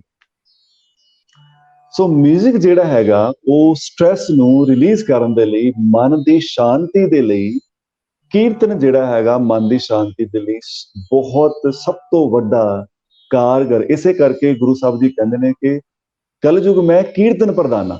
ਜਿਹੜਾ ਕੀਰਤਨ ਆ ਕਰਨਾ, ਉਹ ਮਨ ਦੀ ਸ਼ਾਂਤੀ ਲਈ ਪ੍ਰਮਾਤਮਾ ਦੀ ਉਸਤਤ ਕਰਨਾ ਜਿਹੜਾ ਹੈ ਉਹ ਸਭ ਤੋਂ ਬੜਾ ਜਿਹੜਾ ਮੈਡੀਟੇਸ਼ਨ ਹੈ। ਅੱਜ ਦੁਨੀਆ ਵਿੱਚ ਕਿੰਨੇ ਮੈਡੀਟੇਸ਼ਨ ਦੇਖੋ ਸੈਂਟਰ ਖੁੱਲੇ ਹੋਏ ਮੈਡੀਟੇਸ਼ਨ ਕਰੋ। ਤਾਂ ਜੇ ਆਪਾਂ 5 ਮਿੰਟ ਬੈਠ ਕੇ ਇਸ ਤਰ੍ਹਾਂ ਥੋੜਾ ਸੁਰ ਦਾ ਅਭਿਆਸ ਕਰ ਲਈਏ ਤੇ ਸਾਡਾ ਜਿਹੜਾ ਹੈਗਾ ਉਹ ਸਾਰੇ ਦਿਨ ਦੀ ਜਿਹੜੀ ਸਟ੍ਰੈਸ ਹੈ ਉਹ ਰਿਲੀਜ਼ ਹੋ। ਕਿਉਂਕਿ ਅਮਰੀਕਾ ਦੇ ਵਿੱਚ ਖਾਸ ਕਰਕੇ ਇੱਕ ਪ੍ਰੋਬਲਮ ਜਿਹੜੀ ਹੈਗੀ ਹੈ, ਕਿਉਂਕਿ ਜ਼ਿੰਦਗੀ ਦਾ ਜੋ ਸਪੀਡ ਬਹੁਤ ਵਧੀ ਹੋਈ ਹੈ, ਇੰਡੀਆ ਦੇ ਵਿੱਚ ਵੀ ਅੱਜ ਕੱਲ੍ਹ ਬਹੁਤ। ਤਾਂ ਇਸ ਕਰਕੇ ਜਦੋਂ ਅਸੀਂ ਕੀਰਤਨ ਕਰਦੇ ਹਾਂ ਤੇ ਸਾਡੀ ਜਿਹੜੀ ਕੌਨਸੈਂਟਰੇਸ਼ਨ ਹੈ ਉਹ ਡਿਵੈਲਪ ਹੁੰਦੀ ਹੈ। ਹੁਣ ਅਸੀਂ ਬੱਚਿਆਂ ਦੇ ਰੂਪ ਦੇ ਪੱਖ ਤੋਂ ਗੱਲ ਕਰੀਏ ਤੇ ਜਿਹੜੇ ਬੱਚੇ ਪੜ੍ਹਾਈ ਦੇ ਵਿੱਚ ਥੋੜੇ ਕਮਜ਼ੋਰ ਹੈ, ਉਹਨਾਂ ਨੂੰ ਤੇ ਕੀਰਤਨ ਸਿੱਖਣਾ ਹੀ ਚਾਹੀਦਾ। ਤੇ ਜਿਹੜੇ ਬੱਚੇ ਪੜ੍ਹਾਈ ਦੇ ਵਿੱਚ ਬਹੁਤ ਬ੍ਰਾਈਟ ਨੇ, ਉਹਨਾਂ ਨੂੰ ਹੋਰ ਕੀਰਤਨ ਸਿੱਖਣ ਦੀ ਲੋੜ ਹੈ। ਕਿਉਂ? ਕਿਉਂਕਿ ਜਿਹੜਾ ਮਾਈਂਡ ਜਿਹੜਾ ਹੈ ਫੋਕਸ ਕਰਨ ਦੇ ਲਈ ਸਾਡਾ ਜਿਹੜਾ ਕੀਰਤਨ ਆ, ਜਿਹੜਾ ਸੰਗੀਤ ਆ, ਉਹ ਹਮੇਸ਼ਾ ਸਹਾਈ ਹੁੰਦਾ। ਜਦੋਂ ਅਸੀਂ ਸਵਰ ਲਾਉਣਾ ਆ ਤੇ ਸਾਨੂੰ ਦੇਖੋ, ਜਦੋਂ ਅਸੀਂ ਦੇਖਿਆ ਹੋਵੇਗਾ ਕਿ ਜਦੋਂ ਕਲਾਸੀਕਲ ਵਾਲੇ ਜਾਂ ਕੀਰਤਨ ਵਾਲੇ ਗਾਉਂਦੇ ਆ ਤਾਂ ਆਪਾਂ ਉਹ ਇਸ ਤਰ੍ਹਾਂ ਉਸ ਸਵਰ ਨੂੰ ਫੜਦੇ ਆ, ਫ੍ਰੀਕੁਐਂਸੀ ਨੂੰ ਮੈਚ।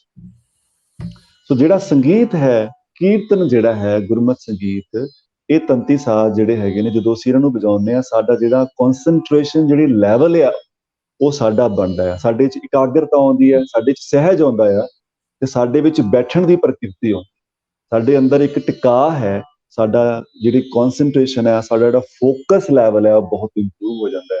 ਖਾਸ ਕਰਕੇ ਬੱਚਿਆਂ ਦਾ, ਜਿਹੜੀ ਚੀਜ਼ ਸਾਨੂੰ 10 ਮਿੰਟ ਦੇ ਵਿੱਚ ਯਾਦ ਹੋਣੀ ਹੈ, ਉਹ ਸਾਨੂੰ 2-3 ਮਿੰਟ ਦੇ ਵਿੱਚ ਹੀ ਯਾਦ ਹੋ ਜਾਂਦੀ ਹੈ, ਕਿਉਂਕਿ ਸਾਡਾ ਕਨਸੈਂਟਰੇਸ਼ਨ ਲੈਵਲ ਇੰਨਾ ਵੱਧ ਜਾਂਦਾ ਹੈ ਜਦੋਂ ਅਸੀਂ ਸੰਗੀਤ ਕੀਰਤਨ ਸਿੱਖਦੇ ਹੈਗੇ। ਸੋ ਉਹ ਸਟ੍ਰੈਸ ਦੇ ਨਾਲ ਇਸਦਾ ਬਿਲਕੁਲ ਐਨ, ਜੇ ਤੁਹਾਨੂੰ ਲੱਗਦਾ ਕਿ ਅੱਜ ਤੁਸੀਂ ਬਹੁਤ ਥੱਕੇ ਆ, ਤੁਸੀਂ 10 ਮਿੰਟ ਬਹਿ ਕੇ ਸਾਹ ਲਾਓ, ਸਰਗਮ ਗਾਓ, ਸ਼ਬਦ ਕੀਰਤਨ ਕਰੋ, ਤੁਹਾਡਾ ਐਨ ਮਨ ਜਿਹੜਾ ਹੈਗਾ ਉਹ ਸ਼ਾਂਤ ਹੋ ਜਾਂਦਾ ਹੈ। ਸੋ ਗੁਰੂ ਸਾਹਿਬ ਜੀ ਨੇ ਇੱਕ ਸਾਨੂੰ ਐਸਾ ਟੂਲ ਦਿੱਤਾ ਆ, ਜਿਸ ਟੂਲ ਦੇ ਨਾਲ ਜਦੋਂ ਅਸੀਂ ਇਸ ਟੂਲ ਨੂੰ ਵਰਤਾਂਗੇ, ਅਸੀਂ ਕੀਰਤਨ ਕਰਾਂਗੇ, ਤਾਂ ਸਾਡਾ ਜਿਹੜਾ ਮਨ ਹੈ, ਸਾਡਾ ਮਨ ਤੇ ਤਨ ਦੋਨੋਂ ਹੀ ਸ਼ਾਂਤ ਹੋ ਜਾਣਗੇ। ਤੋ ਇਹ ਮਨ ਦੀ ਸ਼ਾਂਤੀ ਦੇ ਲਈ ਬਹੁਤ ਵਧੀਆ ਤੁਹਾਡਾ ਜਿਹੜਾ ਸਵਾਲ ਹੈਗਾ, ਕਿ ਅਸੀਂ ਜੇ ਰੋਜ਼ 5 ਮਿੰਟ ਰਿਆਜ਼ ਕਰੀਏ ਤਾਂ ਸਾਡਾ ਜਿਹੜਾ ਮਨ ਹੈ ਉਹ ਬਿਲਕੁਲ ਐਨ ਸ਼ਾਂਤ ਆਨੰਦਮਈ ਰਹੇਗਾ। ਤੇ ਨਾਲ ਜਦੋਂ ਅਸੀਂ ਸ਼ਬਦ ਦੀ ਬਾਣੀ ਦਾ ਮੀਨਿੰਗ ਪੜ੍ਹ ਕੇ ਜਦੋਂ ਅਸੀਂ ਸ਼ਬਦ ਪੜ੍ਹਾਂਗੇ, ਤੇ ਫਿਰ ਤੇ ਜੋ ਅਵਸਥਾ ਹੈ, ਜੋ ਆਨੰਦ ਹੈ, ਉਹਦਾ ਤੇ ਬਿਆਨ ਨਹੀਂ ਕੀਤਾ ਜਾ ਸਕਦਾ। ਸੋ ਮਾਈਂਡ ਨੂੰ ਫੋਕਸ ਕਰਕੇ ਪ੍ਰੋਸੈਸ ਇਹ ਹੈ ਕਿ ਪਹਿਲਾਂ ਰਾਗ ਜੋ ਮਿਊਜ਼ਿਕ ਹੈ ਸਾਡੇ ਮਾਈਂਡ ਨੂੰ ਫੋਕਸ ਕਰ ਲੈਂਦਾ ਆ, ਕਨਸੈਂਟਰੇਟ ਕਰਦਾ ਆ। ਉਸ ਤੋਂ ਬਾਅਦ ਜਦੋਂ ਸ਼ਬਦ ਦਾ ਅਸਰ, ਜਦੋਂ ਅਸੀਂ ਸ਼ਬਦ ਦੇ ਮੀਨਿੰਗਸ ਪੜ੍ਹ ਕੇ ਅਸੀਂ ਸਮਝਦੇ ਹਾਂ, ਫਿਰ ਜਿਹੜਾ ਫੋਕਸ ਹੋਇਆ ਮਨ, ਟਿਕਿਆ ਹੋਇਆ ਮਨ, ਉਹ ਸ਼ਬਦ ਦੀ ਜਿਹੜਾ ਅਸਰ ਨੂੰ ਕਬੂਲ ਕਰਦਾ ਹੈ। ਤੇ ਜਦੋਂ ਉਹ ਕਬੂਲ ਕਰਦਾ, ਸਾਡੀ ਜ਼ਿੰਦਗੀ ਦੇ ਵਿੱਚ ਚੇਂਜ ਆਉਣਾ ਲੱਗ ਜਾਂਦਾ। ਹਾਂਜੀ, ਇਹ ਬਹੁਤ ਇੰਪੋਰਟੈਂਟ ਜਿਹੜਾ ਹੈ ਜਾਣਕਾਰੀ ਜੀ, ਤੁਸੀਂ ਇਹ ਜਿਹੜੀ ਗੱਲ ਕੀਤੀ ਹੈ ਸਿਮਰਨ ਕੀਰਤਨ ਜੀ, ਇਸ ਨਾਲ ਅਸੀਂ ਤੇ ਤੁਹਾਡੀ ਗੱਲ ਬਿਲਕੁਲ ਠੀਕ ਹੈ। ਜੇ ਅਸੀਂ ਗੱਲ ਕਰਨ ਲੱਗੀਏ ਤੇ ਸਮਾਂ ਬਹੁਤ ਚਾਹੀਦਾ ਹੁੰਦਾ ਹੈ, ਤੇ ਗੱਲਾਂ ਵੀ, ਸਵਾਲ ਵੀ ਬਹੁਤ ਹਨ, ਰਾਗ, ਸ਼ੈਲੀ, ਹੋਰ ਡਿਫਰੈਂਟ ਘਰਾਣੇ ਜਾਂ ਕਿਸ ਤਰ੍ਹਾਂ ਵੀ ਹੈ, ਕਾਫੀ ਚੀਜ਼ਾਂ ਨੇ। ਪਰ ਤੁਸੀਂ ਥੋੜਾ ਜਿਹਾ ਜਿਹੜੇ ਹੋਰ ਸਾਡੇ ਜਿਹੜੇ ਦੇਖਣ ਵਾਲੇ ਨੇ, ਜੇ ਉਹ ਸਿੱਖਣਾ ਚਾਹਣ, ਹੁਣ ਤੇ ਤਕਨੀਕਾਂ, ਟੈਕਨੋਲੋਜੀ ਕਹਿ ਲਓ, ਤਕਨੀਕ ਕਹਿ ਲਓ, ਅੱਗੇ ਜਾਣਾ ਪੈਂਦਾ ਸੀ, ਹੁਣ ਆਨਲਾਈਨ ਸਾਰਾ ਕੁਝ, ਜਿਸ ਤਰ੍ਹਾਂ ਅਸੀਂ ਤੁਹਾਨੂੰ ਇੰਟਰਵਿਊ ਕਰ ਰਹੇ ਹਾਂ, ਤੇ ਅੱਜ ਕੱਲ ਤੇ ਟੈਕਨੋਲੋਜੀ ਨਾਲ ਹੋ ਰਿਹਾ। ਤੇ ਕਿਸ ਤਰ੍ਹਾਂ ਤੁਸੀਂ, ਜੇ ਜਿਹੜੇ ਸਿੱਖਣ ਵਾਲੇ ਨੇ, ਉਹ ਤੁਹਾਨੂੰ ਕਿਸ ਤਰ੍ਹਾਂ ਕੰਟੈਕਟ ਕਰ ਸਕਦੇ? ਤੁਸੀਂ ਦੱਸਿਆ ਵੀ ਹੈ ਕਿ ਤੁਹਾਡਾ ਆਨਲਾਈਨ ਵੀ ਤੁਸੀਂ ਸਿਖਾਉਂਦੇ ਜੇ, ਤੇ ਜ਼ਰੂਰ ਥੋੜਾ ਜਿਹਾ ਸੰਖੇਪ ਦੱਸੋ ਤਾਂ ਜੋ ਤੁਹਾਨੂੰ ਕੰਟੈਕਟ ਕਰਕੇ ਸਿੱਖ ਸੋ ਇੱਕ ਤੇ ਜੀ ਅਸੀਂ ਜਿਹੜਾ ਹੈਗਾ ਆਨਲਾਈਨ ਕਲਾਸਿਸ ਸਾਡੀਆਂ ਅਸੀਂ ਲਗਾਉਂਦੇ ਹੈਗੇ ਆ। ਸੋ ਵਰਲਡ ਦੇ ਵਿੱਚ ਸਾਰੇ, ਮਤਲਬ ਵਰਲਡ ਵਾਈਡ ਕਲਾਸਿਸ ਹੁੰਦੀਆਂ ਨੇ, Australia, New Zealand, Singapore, Malaysia, US ਦੇ ਵਿੱਚ ਵੀ ਕਲਾਸਿਸ ਹੁੰਦੀਆਂ ਵੱਖਰੀ ਵੱਖਰੀ ਜਗ੍ਹਾ ਦੇ ਵਿੱਚ। ਮਤਲਬ ਅਸੀਂ ਹੁਣ ਪੂਰਾ, ਮਤਲਬ ਯੂਰਪ ਦੇ ਵਿੱਚ, ਸਵਿਟਜ਼ਰਲੈਂਡ ਤੱਕ, ਜਿਹੜੇ ਅੱਜ ਹੁਣ, ਕਿਉਂਕਿ ਮਹਾਰਾਜ ਦੀ ਕਿਰਪਾ ਨਾਲ ਕਾਫੀ ਟਾਈਮ ਬਾਹਰ ਰਹਿਣ ਦੇ ਕਰਕੇ, ਤੇ ਅਸੀਂ ਇੰਗਲਿਸ਼ ਦੇ ਵਿੱਚ ਜਿਹੜੇ ਹੈਗੇ ਆ ਅਸੀਂ ਗੱਲ ਕਰ ਸਕਦੇ ਹੈਗੇ ਆ। ਅੱਜ ਦੀ ਜੋ ਅੱਜ ਦੇ ਜਿਹੜੇ ਬੱਚੇ ਨੇ, ਉਹਨਾਂ ਨੂੰ ਪੰਜਾਬੀ ਦੀ ਥੋੜੀ ਜਿਹੀ, ਕਈ ਵਾਰ ਸਾਡਾ ਮਕਸਦ ਇਹ ਹੁੰਦਾ ਹੈ ਕਿ ਜਿੱਥੇ ਜਿੱਥੇ ਅਸੀਂ ਪੰਜਾਬੀ ਨੂੰ ਪ੍ਰਮੋਟ ਵੀ ਕਰਨਾ ਆ, ਤੇ ਨਾਲ ਜਿਹੜੇ ਨੌਨ ਸਿੱਖਸ ਹੈਗੇ ਨੇ, ਜਿਨ੍ਹਾਂ ਨੂੰ ਪੰਜਾਬੀ ਨਹੀਂ ਪੜ੍ਹਨੀ ਹੁੰਦੀ ਹੈ, ਸਾਡੇ ਬੱਚੇ ਹੈਜ਼ੀਟੇਟ ਕਰਦੇ ਆ ਪੰਜਾਬੀ ਨਾਲ, ਅਸੀਂ ਫਿਰ ਇੰਗਲਿਸ਼ ਦੇ ਵਿੱਚ ਵੀ ਲੈਸਨ ਜਿਹੜੇ ਹੈਗੇ ਅਸੀਂ ਸਾਡੇ ਆਪਣੇ ਬੱਚੇ ਵੀ ਕਈ ਜਿਹੜੇ ਨੇ ਇੰਗਲਿਸ਼, ਕਈ ਪੰਜਾਬੀ ਹੈਜ਼ੀਟੇਟ ਕਰ ਜਾਂਦੇ, ਜਾਂ ਕਈ ਵਾਰ ਵੈਸੇ ਪ੍ਰੋਬਲਮ ਆ ਜਾਂਦੀ ਹੈ ਜਦੋਂ ਗਰੋ ਹੁੰਦੇ ਨੇ, ਉਹ ਲੈਂਗੁਏਜ ਤੋਂ ਕਰਕੇ ਕਈ ਵਾਰ ਬੋਲ ਨਹੀਂ ਪਾਉਂਦੇ ਜਲਦੀ। ਹਾਂਜੀ ਤੋਂ ਇੰਗਲਿਸ਼ ਵਿੱਚ ਹੁੰਦੇ ਨੇ। ਜੀ ਸਾਡਾ ਮਕਸਦ ਇਹੀ ਹੈ ਕਿ ਮੈਸੇਜ ਜਿਹੜਾ ਹੈ ਗੁਰੂ ਸਾਹਿਬ ਦਾ, ਉਹ ਪਹੁੰਚਣਾ ਚਾਹੀਦਾ ਹੈ। ਤੇ ਜੇ ਅਸੀਂ ਉਹਨੂੰ ਇੰਗਲਿਸ਼ ਦੇ ਵਿੱਚ ਪਹੁੰਚਾ ਰਹੇ ਹੈਗੇ ਆ, ਇੱਥੋਂ ਦੀ ਭਾਸ਼ਾ ਦੇ ਹਿਸਾਬ ਨਾਲ ਪਹੁੰਚਾ ਰਹੇ ਹਾਂ, ਤੇ ਉਹ ਚੰਗੀ ਗੱਲ ਹੈ। ਇਸ ਕਰਕੇ ਅਸੀਂ ਜਿਹੜਾ ਮੇਰਾ ਇੱਕ ਚੈਨਲ ਹੈ ਰਬਾਬੀ ਸਤਨਾਮ ਸਿੰਘ ਕਰਕੇ, ਅਸੀਂ ਉੱਥੇ ਰਬਾਬ ਦੇ ਲੈਸਨਸ ਵੀ ਪਾਉਂਦੇ ਹਾਂ, ਗੁਰਮਤਿ ਸੰਗੀਤ ਬਾਰੇ ਡਿਸਕਸ਼ਨਸ ਵੀ ਜਿਹੜੀਆਂ ਹੈਗੀਆਂ ਨੇ, ਜਿਸ ਤਰ੍ਹਾਂ ਅਸੀਂ ਗੱਲ ਕਰ ਰਹੇ ਹਾਂ, ਰਹਾਉ ਕੀ ਹੈ, ਗੁਰਮਤਿ ਸੰਗੀਤ ਦਾ ਕੀ ਵੱਖਰੇ ਵੱਖਰੇ ਐਸਪੈਕਟਸ ਹੈਗੇ ਨੇ, ਉਹਦੇ ਬਾਰੇ ਵੀ ਜਿਹੜੀ ਵੀਡੀਓਸ ਅਸੀਂ ਪਾਉਂਦੇ ਹੈਗੇ ਆ। ਤੇ ਉਹਦੇ ਵਿੱਚ ਸਾਰੇ ਇਨਫੋਰਮੇਸ਼ਨ ਹੈ। ਆਨਲਾਈਨ ਕਲਾਸਿਸ ਜਿਹੜੀ ਅਸੀਂ ਕਰਦੇ ਹਾਂ, ਜਿਵੇਂ ਮੈਂ ਹਮੇਸ਼ਾ ਇੱਕ ਐਗਜ਼ਾਮਪਲ ਦਿੰਦਾ ਕਿ ਜਦੋਂ ਮੈਂ ਤੁਹਾਡੇ ਨਾਲ ਗੱਲ ਕਰ ਰਿਹਾ, ਹੁਣ ਮੈਂ ਤੁਹਾਡੇ ਨਾਲ ਹੀ ਗੱਲ ਕਰ ਰਿਹਾ, ਪਰ ਜੇ ਜਿਹੜਾ ਆਨਲਾਈਨ ਦਾ ਜਿਹੜਾ ਸਿਸਟਮ ਹੈ, ਉਹਦੇ ਵਿੱਚ ਜੇ ਅਸੀਂ ਇੱਕ ਬੱਚੇ ਨੂੰ ਸਿਖਾਉਂਦੇ, ਜੇ ਅਸੀਂ 100 ਬੱਚੇ ਨੂੰ ਇਕੱਠਾ ਸਿਖਾਉਣਾ ਹੋਵੇ ਤਾਂ ਵੀ ਅਸੀਂ ਸਿਖਾ ਸਕਦੇ। ਸੋ ਜਿਹੜਾ ਇੱਕ ਇਸ ਆਨਲਾਈਨ ਸਿਸਟਮ ਦਾ ਜਿਹੜਾ ਫਾਇਦਾ ਹੈ, ਬੈਨੀਫਿਟ ਹੈ, ਉਹ ਪੂਰਾ ਸੰਸਾਰ ਅੱਜ ਲੈ ਰਿਹਾ। ਤੇ ਉਸ ਦੇ ਵਿੱਚ ਜਿਹੜੇ ਅਸੀਂ ਵੀ ਪੂਰਾ ਆਪਣੇ ਵੱਲੋਂ ਪੂਰੀ ਕੋਸ਼ਿਸ਼ ਕਰ ਰਹੇ ਹਾਂ ਕਿ ਵੱਖਰੀ ਜਗ੍ਹਾ ਤੇ, ਵਰਲਡ ਦੇ ਕਿਸੇ ਕੋਨੇ ਤੇ ਵੀ, ਜੇ ਕੋਈ ਕੀਰਤਨ ਸਿੱਖਣਾ ਚਾਹੁੰਦਾ ਹੈ, ਜੇ ਕੋਈ ਤੰਤੀ ਸਾਜ਼ ਸਿੱਖਣਾ ਚਾਹੁੰਦਾ ਹੈ, ਜੇ ਕਿਸੇ ਦੇ ਮਨ ਵਿੱਚ ਹੈ ਕਿ ਅਸੀਂ ਵੀ ਗੁਰਮਤਿ ਸੰਗੀਤ ਸਿੱਖੀਏ, ਸਾਡੇ ਬੱਚੇ ਵੀ ਕੀਰਤਨ ਸਿੱਖਣ, ਤੇ ਅੱਜ ਕੱਲ੍ਹ ਬਿਲਕੁਲ ਵੀ ਔਖਾ ਨਹੀਂ ਹੈ। ਤੁਸੀਂ ਸਾਨੂੰ ਜੋ ਮੇਰੇ ਚੈਨਲ ਤੇ ਜਾ ਕੇ ਉੱਥੇ ਸਾਰੀ ਇਨਫੋਰਮੇਸ਼ਨ ਹੈ, ਸਾਡੀ ਈਮੇਲ ਹੈ, ਸਾਡਾ WhatsApp ਨੰਬਰ ਹੈ, ਤੇ ਉੱਥੇ ਜਾ ਕੇ ਤੁਸੀਂ ਸਾਨੂੰ ਕੰਟੈਕਟ ਕਰ ਸਕਦੇ ਆ ਤੇ ਅਸੀਂ ਤੁਹਾਨੂੰ ਜ਼ਰੂਰ ਜਿਹੜੀ ਹੈਗੀ ਆ ਮਹਾਰਾਜ ਕਿਰਪਾ ਦੇ ਨਾਲ ਜ਼ਰੂਰ ਅਸੀਂ ਤੁਹਾਨੂੰ ਕੀਰਤਨ ਸਿਖਾਵਾਂਗੇ, ਹੈ ਨਾ। ਆਨਲਾਈਨ ਕਲਾਸਿਸ ਚੱਲਦੀਆਂ ਨੇ, ਵਰਲਡ ਵਾਈਡ ਚੱਲਦੀਆਂ ਨੇ। ਇੱਕ ਬਹੁਤ ਸੌਖਾ ਈਜ਼ੀ ਜਿਹੜਾ ਹੈ, ਟਾਈਮ ਸੇਵਿੰਗ, ਮੈਂ ਹਮੇਸ਼ਾ ਕਹਿੰਦਾ ਸੌਖਾ ਤਰੀਕਾ ਜਿਹੜਾ ਹੈ ਅੱਜ ਕੱਲ੍ਹ ਤੇ ਅਪਰੋਚੇਬਲ ਹੈ। ਮੇਰੀ ਈਮੇਲ ਹੈ ਸਿੰਘ ਸਤਨਾਮ SINGHSATNAM 31283 ਇਹ ਮੇਰੀ ਈਮੇਲ ਹੈ। ਤੇ ਮੇਰਾ ਜਿਹੜਾ ਹੈਗਾ ਇੰਡੀਆ ਦਾ ਨੰਬਰ ਹੈ, ਜਿੱਥੇ WhatsApp ਤੁਸੀਂ ਉੱਥੇ ਵੀ ਕੰਟੈਕਟ ਕਰ ਸਕਦੇ ਹੋ, ਉਹ ਹੈ +916239120232। ਤੋ ਇਹ ਇੰਡੀਆ ਦਾ ਨੰਬਰ ਹੈ। ਤੇ ਜੇ US ਵਿੱਚ ਕੋਈ ਕੰਟੈਕਟ ਕਰਨਾ ਚਾਹੁੰਦਾ ਹੈ ਜਾਂ ਇੱਧਰ ਕੋਈ ਕੰਟੈਕਟ ਕਰਨਾ ਚਾਹੁੰਦਾ ਹੈ ਤੇ ਮੇਰਾ ਨੰਬਰ ਹੈ ਜੀ, ਉਹ ਵੀ ਤੁਸੀਂ ਨੋਟ ਕਰ ਸਕਦੇ ਆ, 2408898801।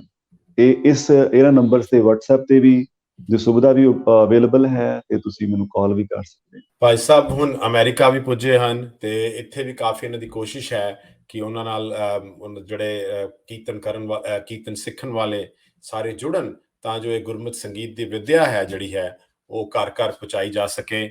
ਹਰ ਕੋਈ ਜਿਹੜਾ ਹੈ ਉਹ ਕੀਰਤਨ ਗਾ ਵੀ ਸਕੇ ਤੇ ਉਹ ਜਿਹੜੀ ਹੈ ਸਿੱਖਿਆ ਉਹਨਾਂ ਨੂੰ ਦਿੱਤੀ ਜਾ ਸਕੇ ਜੀ।